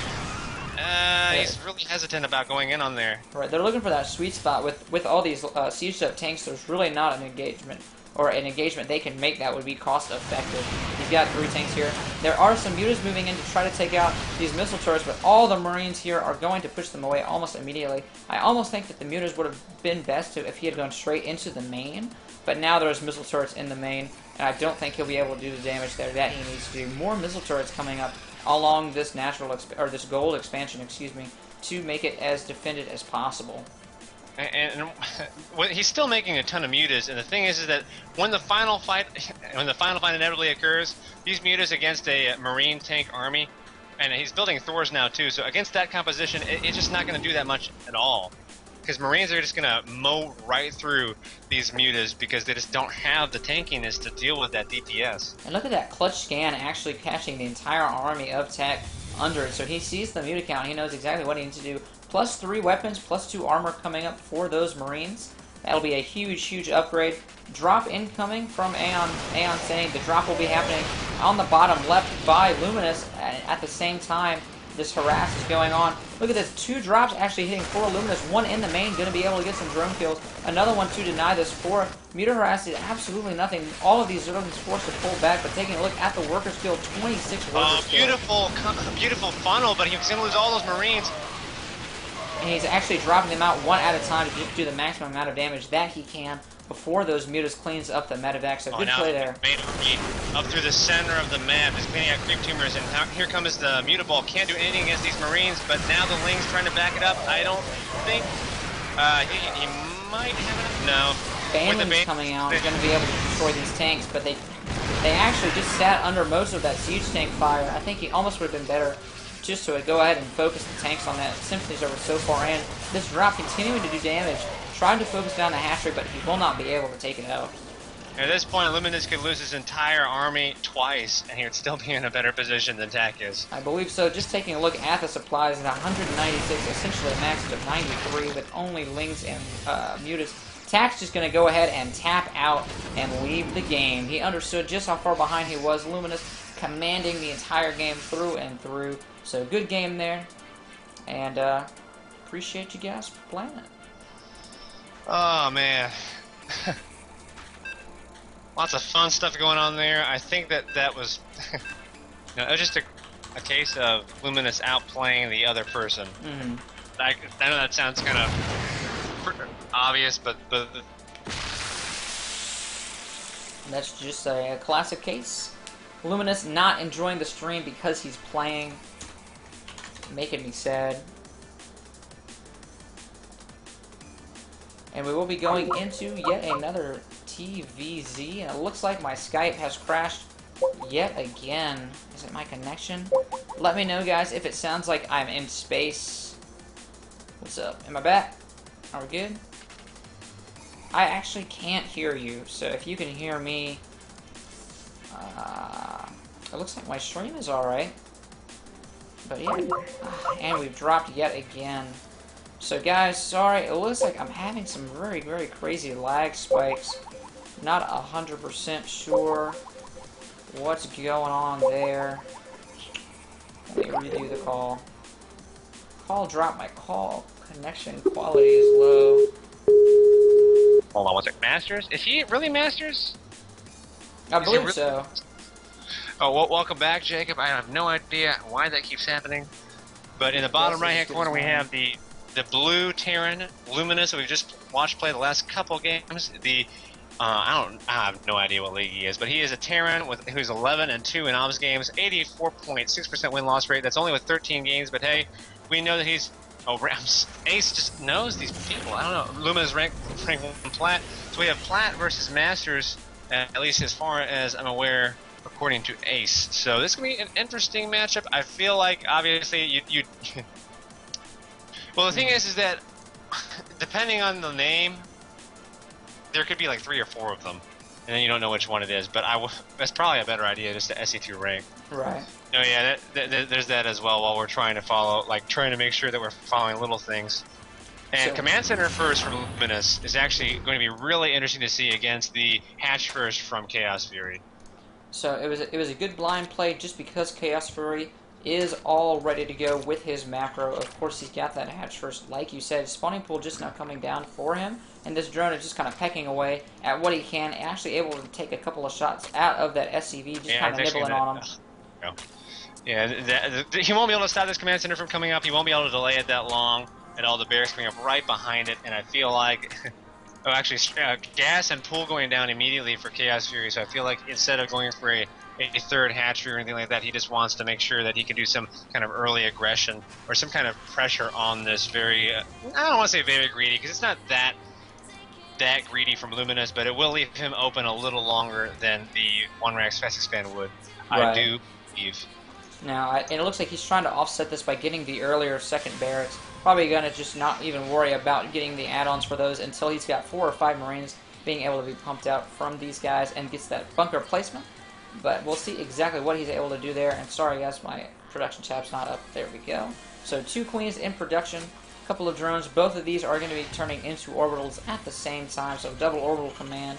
Of course those mules are so good. And double refinery as well. So looks like Luminous is gearing up to go ahead and make some of those bigger plays, probably with a factory as soon as he's got the gas for it. I think it was 100. Yeah, there was 100 gas. We have Chaos Fury starting at Zerling speed. He's going to have this Overlord timed relatively nicely. Just a little supply block for a second. That's relatively normal, I do believe. Queen's coming out at a very normal time. Going to get those injects started, and we're going to see whether or not Chaos Fury wants to do some kind of early pressure with this Zerling speed. He hasn't produced any lings yet. That's not necessarily indicative of one thing or the other. But I'm really interested to see what he wants to do. 4 Marines on the field, 4 Luminous. I would love to see a bunker or some. Yeah, there's the bunker queued up right now, and the factory as well. One thing to mention is that, and this is a small thing, it shouldn't be a big deal, but it's worth noting that because the CC was part of that initial wall, there is no secondary wall here. So if for whatever reason Chaos Fury was able to get around, or these initial Marines were to die, they could just run, the Lings or whatever else could just run right into the main, and there's nothing to stop them. Nothing physically stopping them from going in there. Right, and that is interesting because he could have actually lifted one of these barracks up and place it there, but with these add-ons already being made, that's obviously not what he wants to do. But there's a supply depot, so it looks like he's actually going to make a little wall from this bunker to what looks like some kind of moving rock beast. Do you see that moving around? Is that a tent? That's a tent. It's like some supplies under a little sheet, I think. It kind of looks like... The SCV did see the Baneling Nest, so I feel like that'll tell him a little bit about what's coming, because there's 16 Lings in the production tab. Chaos Fury does want to put some pressure on, but we remember last time, this didn't really pay off against a very similar build to what Luminous is doing, this Hellion, Reactor Hellion expand play. Right. And of course, was it Chaos Fury that was playing that game, or was it... No, it was Chaos Fury. Was it Chaos Fury? Okay, so Chaos Fury was the one that was defeated, I believe, by Luminous last time, and he was upset with his gameplay there, so he will get a chance to kind of try to bring that back and redeem himself, but once again he's going to just be losing all of these links, and good micro there by Luminous, keeping that last Hellion alive. All of these links will definitely bunkers, man. He has 1, 2, 3, 4, 5 bunkers. Marines being produced 2 at a time, and he should be producing Hellions 2 at a time as well. He is not currently, but he already has 4 of these Hellions on the field. He doesn't see these Bailey's, though. These Hellions are going to go ahead and go all the way across the field. I don't know if I like.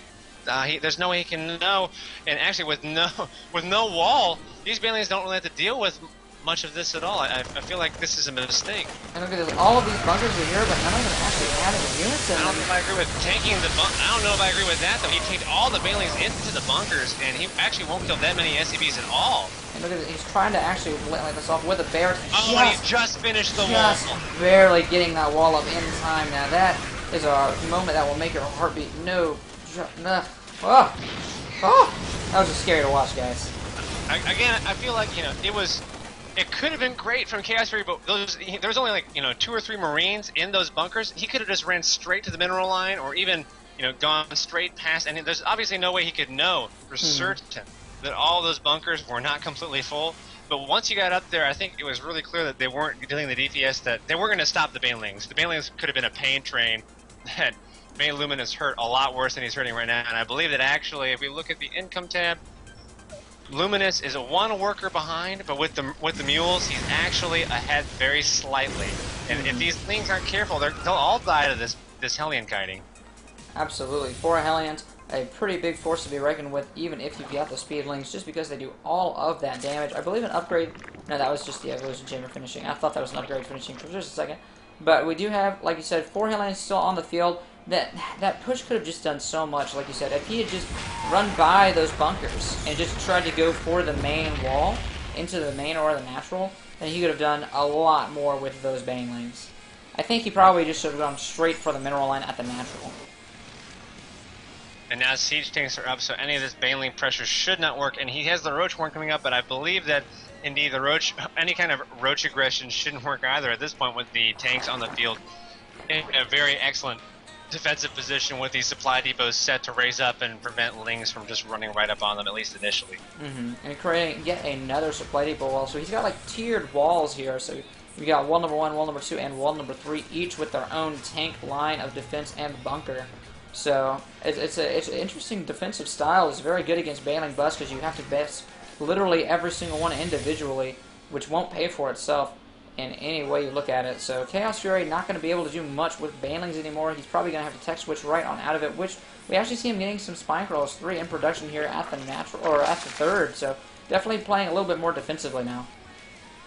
Yeah, I feel like, again, it's worthy of noting the fact that Luminous at 12, last time it was the 13-minute mark, now it's the 12-minute mark, he has a supply lead over his Zerg opponent is really, really telling. And Chaos Fury, I believe that he's concerned about, where he's coming out, at the third location? Yeah, he's concerned about some kind of aggression coming out from Luminous that could threaten this very, very important source of economy for him, so he's going to put all that side of defense down. That's not necessarily a bad play, but I don't, actually, as I say, I'm wrong. Sorry, I know that I started right there. It was because Luminous looked like he was about to move out and then decided not to. For whatever reason, I'm not exactly sure. And that kind of will go back to my point. All the side defense, I don't know if it'll be worth it at the base. It's going to depend. Right. Yeah, I don't know why he's making the roaches, or why he would make roaches. He's been making tunneling claws, though, so it would indicate that he wants to make them really soon. I actually think what happened was he was ready to move out, and then he moved out with just the Marines to hide the tanks. So when all the Marines were scouted, he did a big roach push, but he doesn't realize that there's tanks behind it, and there's actually 3 tanks here that are going to be sieging up, and there's no way he's actually going to be able to hold this base. All of those roaches are immediately being migrated away from this base. 3 sieged up tanks pecking away at this base as well, just going to be blasting it. And all of these Marines going to be shooting it down. It will go down instantly, almost Chaos Fury. No way he's going to be able to hold that. And we're going to see exactly what he decides to do. It looks like he might try to counterattack, but there's plenty of army at the main from with the tanks from and with the tiered walls that we talked about just a little bit ago. This attack will be cleaned up easily, and he knows it, and now the Marines and tanks are knocking at his front door, and all he has are lings and banelings. He needs to micro a little bit here. If he tanks, these banelings are going to tank right onto the tanks here. And look at that good splits by Luminous. Roach is coming back to reinforce. He actually will be able to snipe those couple of tanks at the right there at the mouth of the natural. So good play there by Chaos to not completely lose the game there, but he is extremely behind. These drops can't actually be stopped by any of the units that Chaos Fury has. None of them shoot up. And this drop actually may just go straight into the main. It looks like that is where it's going. Where it'll go. It's going to fly right by this Overlord. He wanted to get right into the edge of the main. He's just saying hi. And actually, he might just wait until he pushes an attack at the third location or at the natural, and then drop in. And burrowed roaches. He didn't see the dust trail. This push is going to possibly be GG. Aeon thinking that this might be the end for him. It's going to be a very strong double-sided push. In the main, at the same time as a push at the third, he's got to cancel the third. No way is going to go up in the main. Baneling's waiting for that drop, so it does no damage. But now all he has are these tunneled roaches, these burrowed roaches under these tanks, and I feel like they might get the tanks, and that's a brilliant play. Picks the tanks right off, he can just burrow and run away, not engage his fireball at all without the rest of his army, and that's a small victory, pulling a little bit closer to not terribly behind, but he's still pretty far behind. At the same time, that drop that was happening in the main actually was cleaned up pretty well, but it didn't do a lot of damage, but he was going to get out of it, and then the Spore Crawler was able to snipe one of those medevacs full of units, so that was a little bit more of a loss by Luminous. he decided not to drop because it was going to be well defended. And then as soon as that happened, he lost one of the medevacs to a Spore Kernel. So it was almost a good save, and then it wasn't. However, I still say that Luminous is very, very far in the lead. Ace actually suspecting that Luminous is not Platinum, and I'd be inclined to agree, man. He's a solid 300 EPM almost all the time. EPM, not APM. His APM is 161, and that counts all of the dead time between games and all of the games we're not playing. And there's actually Muta harass happening in the main base right now.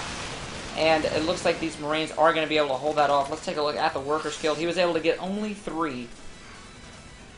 He's going to see this high yield going out, and his heart will probably sink because really there's not a whole lot he can do with his army right now. And the third location will be this high yield. At that point, you know, the fact that Chaos Fury is still on 2 base is going to be even worse because as most people know already, as being a Zerg player, you want to generally be 1 base ahead of your opponent. So being 1 base behind is going to be crazy. Absolutely not where you want to be. It wouldn't take a whole lot to just sneeze it down with the army that Luminous has. So apparently coming in with some more information about Luminous, he's at something like 2,000 games. So he might be plat, but he's got the experience, he's stating. But that EPM, man, EPM's not a joke. Like I was making the joke earlier. Actually, we're about to see these roaches unburrow here and do as much damage as they can. They're selected, but they're completely surrounded. So it looks like he's actually just going to move on. They're continuing to creep. I was a little bit worried. And it looks like this army will follow them. So Luminous might have an idea that this is going to happen. Drop at the 3rd as these roaches are looking for something to do. And I have to imagine that with this drop, and actually his army's pretty close, so if he pulls back, maybe he can save this base. These are 2-2 Marines, though, so okay, Roach is actually unburrowing. Sorry to cut you off, but they unburrowed, and all of them were immediately taken out. And I think that he was looking for more of an element of surprise, but of course, when you have Marines that automatically attack anything they see, it doesn't really matter. And this drop's going to be taking out the 3rd at the same time. I'm not sure. He'll be able to save it, maybe. Look at that stutter step. A few seconds. Oh no! And he's gonna kite another stem, and there's the hatchery. It goes down. And that is the nail in the coffin. If there needed to be a nail in the coffin, as if there hasn't been anything else yet. that was it right there. And 500 EPM. He's like a solid 300 all the time, man. That stutter step. I've seen some. Look at that split. Oh my god. That is one of the sickest splits I've ever seen in an Observer that I've ever had the pleasure of casting. And there's even more splits after that. And oh my goodness. Oh man. So you can split like that, right? You're diamond. platinum level splits, right? That's what I was doing. Yeah, that's what I was doing. Oh my god, that's pretty sick. If you've ever had a Terran boner, that is the stuff of legends. Sorry guys, I'm not plat, I lied. Luminous. I'm so surprised right now. I can't believe it. I can't believe it at all. He was one of the Masters players and we just forgot. You might be right. And now, more banelings, he might clean all this up, and he probably will. Actually, he won't. He definitely won't. No, absolutely not. More splits coming out of nowhere. Oh my goodness. 141 supply to 52. Chaos Fury knows what's up. And I feel like he's just holding on. Chaos Fury, no shame in losing to a fellow Masters player. Because that was pretty impressive play from Luminous. And I feel like this one is just over and done with everything but the crying and the one Baneling actually able to take out quite a few things, but drones being pulled off the line, and there's the GG. Oh man, that's rough, but it was a fun game to watch as a Terran. Bad luck 604 got himself a beta key. Bada key. Just got myself a bad luck. Glad to hear it, man. And a lot of Z, so they're only gonna be seeing Zerg. Luminous is just too high. And I mean that's okay. You do you, man. Like we said earlier. Next game. Versus Ace. No, OMG, okay, next game. I had 400 APM, must be Korean. Oh Ace is having none of it. Ace is sitting at a home with a completely frustrated expression on his face right now. I watched him so apparently he's also drunk. Now my EPM is like 120. No, it's 300. I have the statistics. He's pretty good for bronze. Aeontech. I feel like Bronze League has gotten a lot better since I was there. I don't really know. They talk about how, what was it, Gold back when the beta ended, the first season of the actual official Wings of Liberty game is probably more like Silver or Bronze today because of the advances in the game. But God, that was ridiculous. The nerd chills, man. All the nerd chills. I'm going to go ahead and introduce our players here. We've got Ace playing as the Blue Zerg player in the bottom right. Of course, he is one of our regulars. 24 and 14 in odds, not much to go off of, but do not be fooled. He is a Masters level player. He's recently been placed in Diamond because he took a break, but he's been in Masters time and time again. He'll be playing against Chaos Fury. Our Green Zerg in the top left was just recently defeated by Luminous, who is probably like high Masters. And not only because he's high, and also off of his very ass, high. He was also extraordinarily high. but he's a little high and he's a little drunk, and we don't judge. We just want to see good StarCraft, and that's what he brought. So for that, we thank you, Luminous. And we're going to be moving into the ZBZ. We actually have the spawning pool first. Done. About to be done, and he did the extractor trick. He's just going to go for some kind of early aggression. And actually, this Overlord Scout will only just see the fact that there is no expansion. And actually, this fact that he sees no expansion isn't going to be that super alarming to him, I feel like, because the pool for... at this point, I feel like it should be almost coming down. It's 15 supply, right? So it wouldn't take that much longer, and 8 lings already being produced by Chaos. He just wants to go end it, and I don't know the rush distance on this map, so it's going to be hard for me to say, but this Overlord will see these lings being moving out across the map, so I don't know, 4 more lings after this, so a total of 10 lings, I believe, going to be on the field. Spawning pool about to finish. I think that these lings will finish in time, but he'll only have about 6 possible, and he only has 1 larva here at this base, so maybe this could do a little bit of damage. I feel like... Absolutely. I mean, the first 6 lings here are about to hit, and the only thing he can do is, yeah, there he goes. He's going to make some spine crawlers. 2 lings in production, and I believe the other one, yeah, so there are 4 lings in production, but he's going to have to pull his drones and drones real well and try to keep the spine crawler alive. He absolutely has to get the spine crawler up or he will lose. Good drone micro here, keeping, I don't think he's lost a single drone yet. Will lose 1 there. A couple of lings just now popping out. More and more micro here from Ace to try to keep all of these units alive, even if they're at low health. Once again, spine crawler absolutely necessary. And with the spine crawler coming up right now, and these drones engaging in this tight location, I feel like this attack is going to do not a whole lot. And this has not been worth it at all for Chaos Fury. Now he is got to be behind. Well, actually, let's look at the income tab. We'll be able to tell for sure. Chaos Fury with a slight lead in workers for the moment, but he's produced a lot of lings and saved a lot of lings, and I don't. Well, actually, he's not in a terrible position. He's got a couple more workers, and he's actually been able to put a lot of pressure on. So I feel like Chaos Fury is not really shit the bed, so to speak. Not yet. Not quite. He's definitely not out of this game by any means, even though ZVZ is so razor thin. What is interesting is he's forced Ace to make the spine crawler, and he's forced Ace to make all this defense, and he was able to kill 2 drones. So that is actually how this kind of paid itself off in a way. Oh wait, he's trying. Just slip on by, and now he's gonna. I don't know. Are the lings gonna go counterattack? I have no idea. The Baneling Nest is gonna be done really soon. So actually, if Ace doesn't pay attention, these Banelings could be in his mineral line before he knows what's going on. And that is exactly what it looks like he's going to do, is try to hold this up, but another huge wave of lings coming out, so what he's going to do here is try to counterattack, and there's nothing at home. He lost all of his lings to the guy's base, so now... Oh man, the lings can't end the game, at least Ace's lings, I mean, can't end the game. But reinforcing lings just not popping. But Ace with a good play there, he would have actually...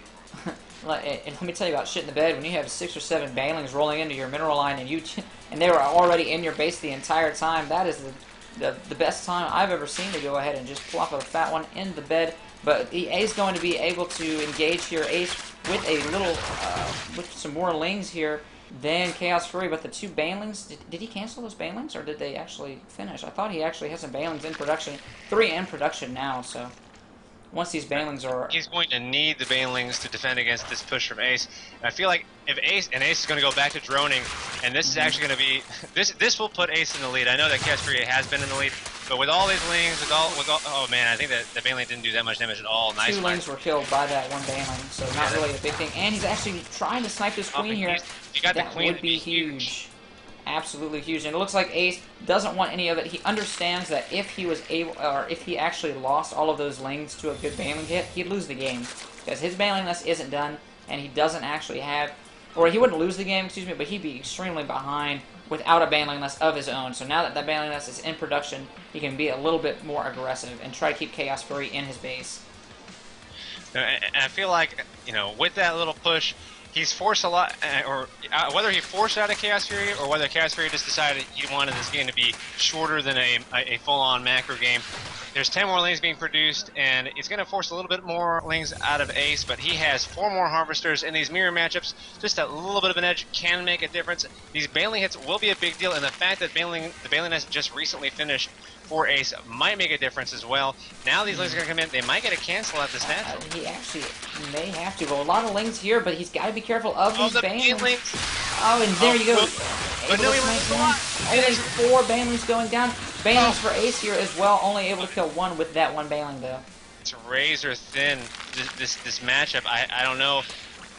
Always makes my pulse race. So there's the couple of banelings. I believe 2 banelings are required. For 4, that's nice. Always a good trade if you can get a couple more banelings. He's trying to force this cancel. He wants it so bad. These banelings not able to do as much as they need to, but Ace actually will finish the hatchery, so he has no opportunity to cancel. Now 1 lane still banging it down, and I believe this will favor Ace. Oh man, he didn't both of them. I feel like that was a mistake, but it shouldn't matter. I think he should be able to hold this. He has 2 more banelings back in his base, but now that baneling was sniped. Baneling sniping. This hatchery will go down to these lings, and this will put. Oh, kill it! It's gonna try to kill it! Oh god! So this will put. Yeah, maybe move the baneling at his main, but I guess he wanted it for defense. He was worried that the lings would just go ahead and go straight on into his main. So this will absolutely equalize the game here. Ace now has to play defensively. He doesn't have the extra expansion. He doesn't have the extra larva. He's going to try to get it up, but Chaos Fury is still... Okay, there's Chaos Fury's expansion. I was a little bit worried that Chaos Fury was just going to all in at this point, but he knows that because that hatchery went down, he was no longer in a poor position. If he was not able to kill that hatchery, he would have had to continue trying to bring it down, or he would have just lost the game. So, banelings here could potentially take out all of these links, but it looks like they're on an A move. Okay. Chaos Fury, Look at this, 2 banelings for 4. Another good engagement there by Ace. Sorry to cut you off there. That's fine. That's basically what I was going to say anyway. The banelings do a little bit of damage. These are going to finish, I believe. They're going to be right next to the lings, and he loses 7 lings for 1. And one thing to note is that Chaos Fury has not been droning behind this. Ace still has a better economy by 7 drones. So even though that base is coming up, he doesn't have the income that Ace has. And Ace has been trading pretty cost efficiently in all of these things, so eventually, not in a very short amount of time, Ace should be able to just roll over Chaos Fury because of the fact that his economy is so much superior. Right, and don't be fooled, guys. In these mirror matchups, 7 drones, while it doesn't seem like a lot, is pretty huge at this level of the game. So we'll see exactly if there's Chaos Fury. All of these lings will be taken out by just 1 baneling. Great play there by Ace, actually separating out those 3 banelings so that he could keep all of them alive. And there, the lings will fall once again. 3 lings here. He's trying to keep these banelings alive, and he will. And at this point, I'd say Ace has a commanding lead going into this mid game. And still no more. We're still not seeing any more drones out of Chaos. Oh, actually, I apologize. He did 1 small wave of drones. He's still a little behind in economy. And now both players have that extra base. Now a spine crawler being placed at the natural location for Ace. But Ace definitely has a sizable lead in this. Actually, yeah, a sizable lead in this matchup. Lost that Overlord. That will be kind of troublesome because now he's got a supply block and he has to build 2 Overlords at a time, and he won't be able to produce it. That was a mistake, I feel like. Putting that Overlord out against that Queen at the natural location for Chaos Fury. So, Chaos Fury continuing to take a couple of losses. Bad rallies. And that is he's actually commanding them in there. I think what he's trying to do is just get a little bit of scouting information and see if he can figure out exactly what Ace is trying to do, but because of the creep giving him that movement speed, he's actually not able to do anything with those lings, and Ace able to actually take out one of Chaos Fury's Overlords, but it didn't matter because he's got plenty more supply in the bank, and a couple of links from Ace actually getting a full sweep of Chaos Fury's base, and they're going to try to turn it into banelings down here. And actually, yeah, I was going to say, if Chaos Fury tried to take those out with those 2 banelings, he actually would not have been able to kill them, because you need 3 banelings to kill morphing banelings. Look at that. Gonna into the mineral line. One will not be enough to kill any drones by itself, so he's just gonna go around and see what he can do against some lings, maybe. Try to get a good ling hit there, but he wasn't able to do anything. And this game will be stabilizing just a little bit. And I just want to say hello to all of my stream viewers. We've actually got 14 people in here now, so hello everyone. I'm glad you're checking out the stream. I hope you're enjoying it. It's myself, McDominate, casting with my friend Alex, also known as Mendukasi or Mendo, whatever I decide to call him. And we're just casting some Observers games, so just kind of informing you while we have this little bit of a lull, and now we can hop right back on into the game. And one thing to say is, layer on the way for Ace. Ace's economy lead showing even more. He only has four drone lead now, but that period of time where, and I'm sorry, Ling's going into Chaos Fury's base. Excellent scouting on Ace's part. He's seen basically everything at all the time, all the appropriate times in Chaos Fury's base, and now Chaos Fury with a massive swell of roaches, and he just wants to go. And that is going to be what it looks like he's going to do. What's interesting, Luminous says, yo, I got some more viewers for you guys. Woohoo. Thank you, Luminous. You are a man amongst men. Your playing was awesome, man. Definitely, if you enjoy the stream, I would love it if you followed it and we could cast some more of your games, because you were crazy good. Those splits were nuts. So, we've got, like you said, this huge move out by Chaos Fury with all of these roaches. I think he's looking for just a sweet timing to attack, but Ace has already got plenty of roaches and spine crawlers for defense, so I don't think Chaos Fury is going to be able to break this. But what I will say is that what's interesting about ZBZ is that just by creating lots of army, you force the other guy to create an equal army. Like, you literally... There's no way to not do that. So just by forcing the army, you slow down the other guy's economy by creating your own army. Now he's just going to A-move in, and I feel like that's a mistake. He's under all three spine crawlers. These banelings will do nothing against the roaches. The army melts for Chaos Fury, and Ace has basically just won the game because now he can A-move across the map, and there is no army to speak of for Chaos Fury. No more roaches on the way, just a full wave of drones, and he has a lot of lings, but that's just... I don't feel like it's going to be enough against this amount of roaches. Lings are okay against roaches, but you need to have a massive amount of them just so that they can get that full surround. If roaches are able to do their full DPS to all of the lings in a line, then they will normally come out on top. So we'll see exactly what he's able to do. Chaos Fury knows that this counterattack is imminent, and he's got 3 spine crawlers on the way, but I don't think any of them are going to finish in time. Well, Ace... he should have just gone. He should have just gone, but he turns back around and goes home. It won't be any... It shouldn't be a huge deal because Ace has such a commanding lead of the game, but that was definitely a mistake. He could have gone up there and at least forced a cancel on all 3 of those spine crawlers, and now he's going to have to attack into static defense. I think what just happened there, what we just saw, is Ace saw that they were in production, and they were past like the halfway mark, so the building stage was in the final building stage before they finished. And because he didn't know the timing that those were going to finish, he was scared to just go and engage. And he wanted to get some banelings out, because all of these banelings can do terrible, terrible, terrible damage to these lings if he makes the hit. But it looks like Ace, like Aeon said in the chat, has lost his window and will be forced to go home. But like you said, he's still got a huge lead here, so he's able to take this third base no problem. We've got a counterattack with these lings coming out, but I don't think they're going to really be able to do much. Ace, with all of the map vision, will see them before they're really able to do any damage. So I think we'll see it coming eventually, and I feel like they might actually just be here we go. Yes. Yeah. He was pretty indecisive there for a second, and I believe that some of these will end up being banelings at some point, at least some of these guys. But against this amount of roaches, I feel like they're just going to hit a brick wall and all evaporate in a very acidy mist. They're going to go right into the... Oh, they're going to go right into the banelings? No, the very last second they turn around. That could have been terrible. And look at this, look at this. I don't know if this is intentional, but Ace has got all of these overlords over here, and then he's positioning his banelings where it's very hard to see them underneath the overlords, so... Might just be some kind of interesting mind games there. I'm not 100% sure. I'll have to have Ace tell me afterwards. But that's pretty clutch, man. Like, if you run into there and all you see are these overlords, and then all of a sudden your lings hit these banelings that were underneath them, it's pretty cool. Now, the one thing to say about Chaos Fury, the Spire that he had made that I forgot to mention earlier is now finished. So now that he can build mutas, there might be a small window where he can do some harass and pull the economy into his favor. But with the addition of infestors for Ace, I just don't see that really being possible at all. Because those infestors will just shut down those mutalisks in about 1 or 2 or 3 fungal growths. Right, and something I always love seeing. Look at this. Pathing of the Jing Glands will finish literally seconds before the infestors pop out. Always nice. And there it goes. And there are the Infestors. So they will have that full 75 energy. And it looks like we're going to be seeing Ace once again getting a changeling in the base. So he's going to actually scout this Spire Tech. And he will be able to defend it. Defend his bases, if you will, with plenty of time. Wouldn't be surprised to see some Spore Crawlers being put down at these mineral lines.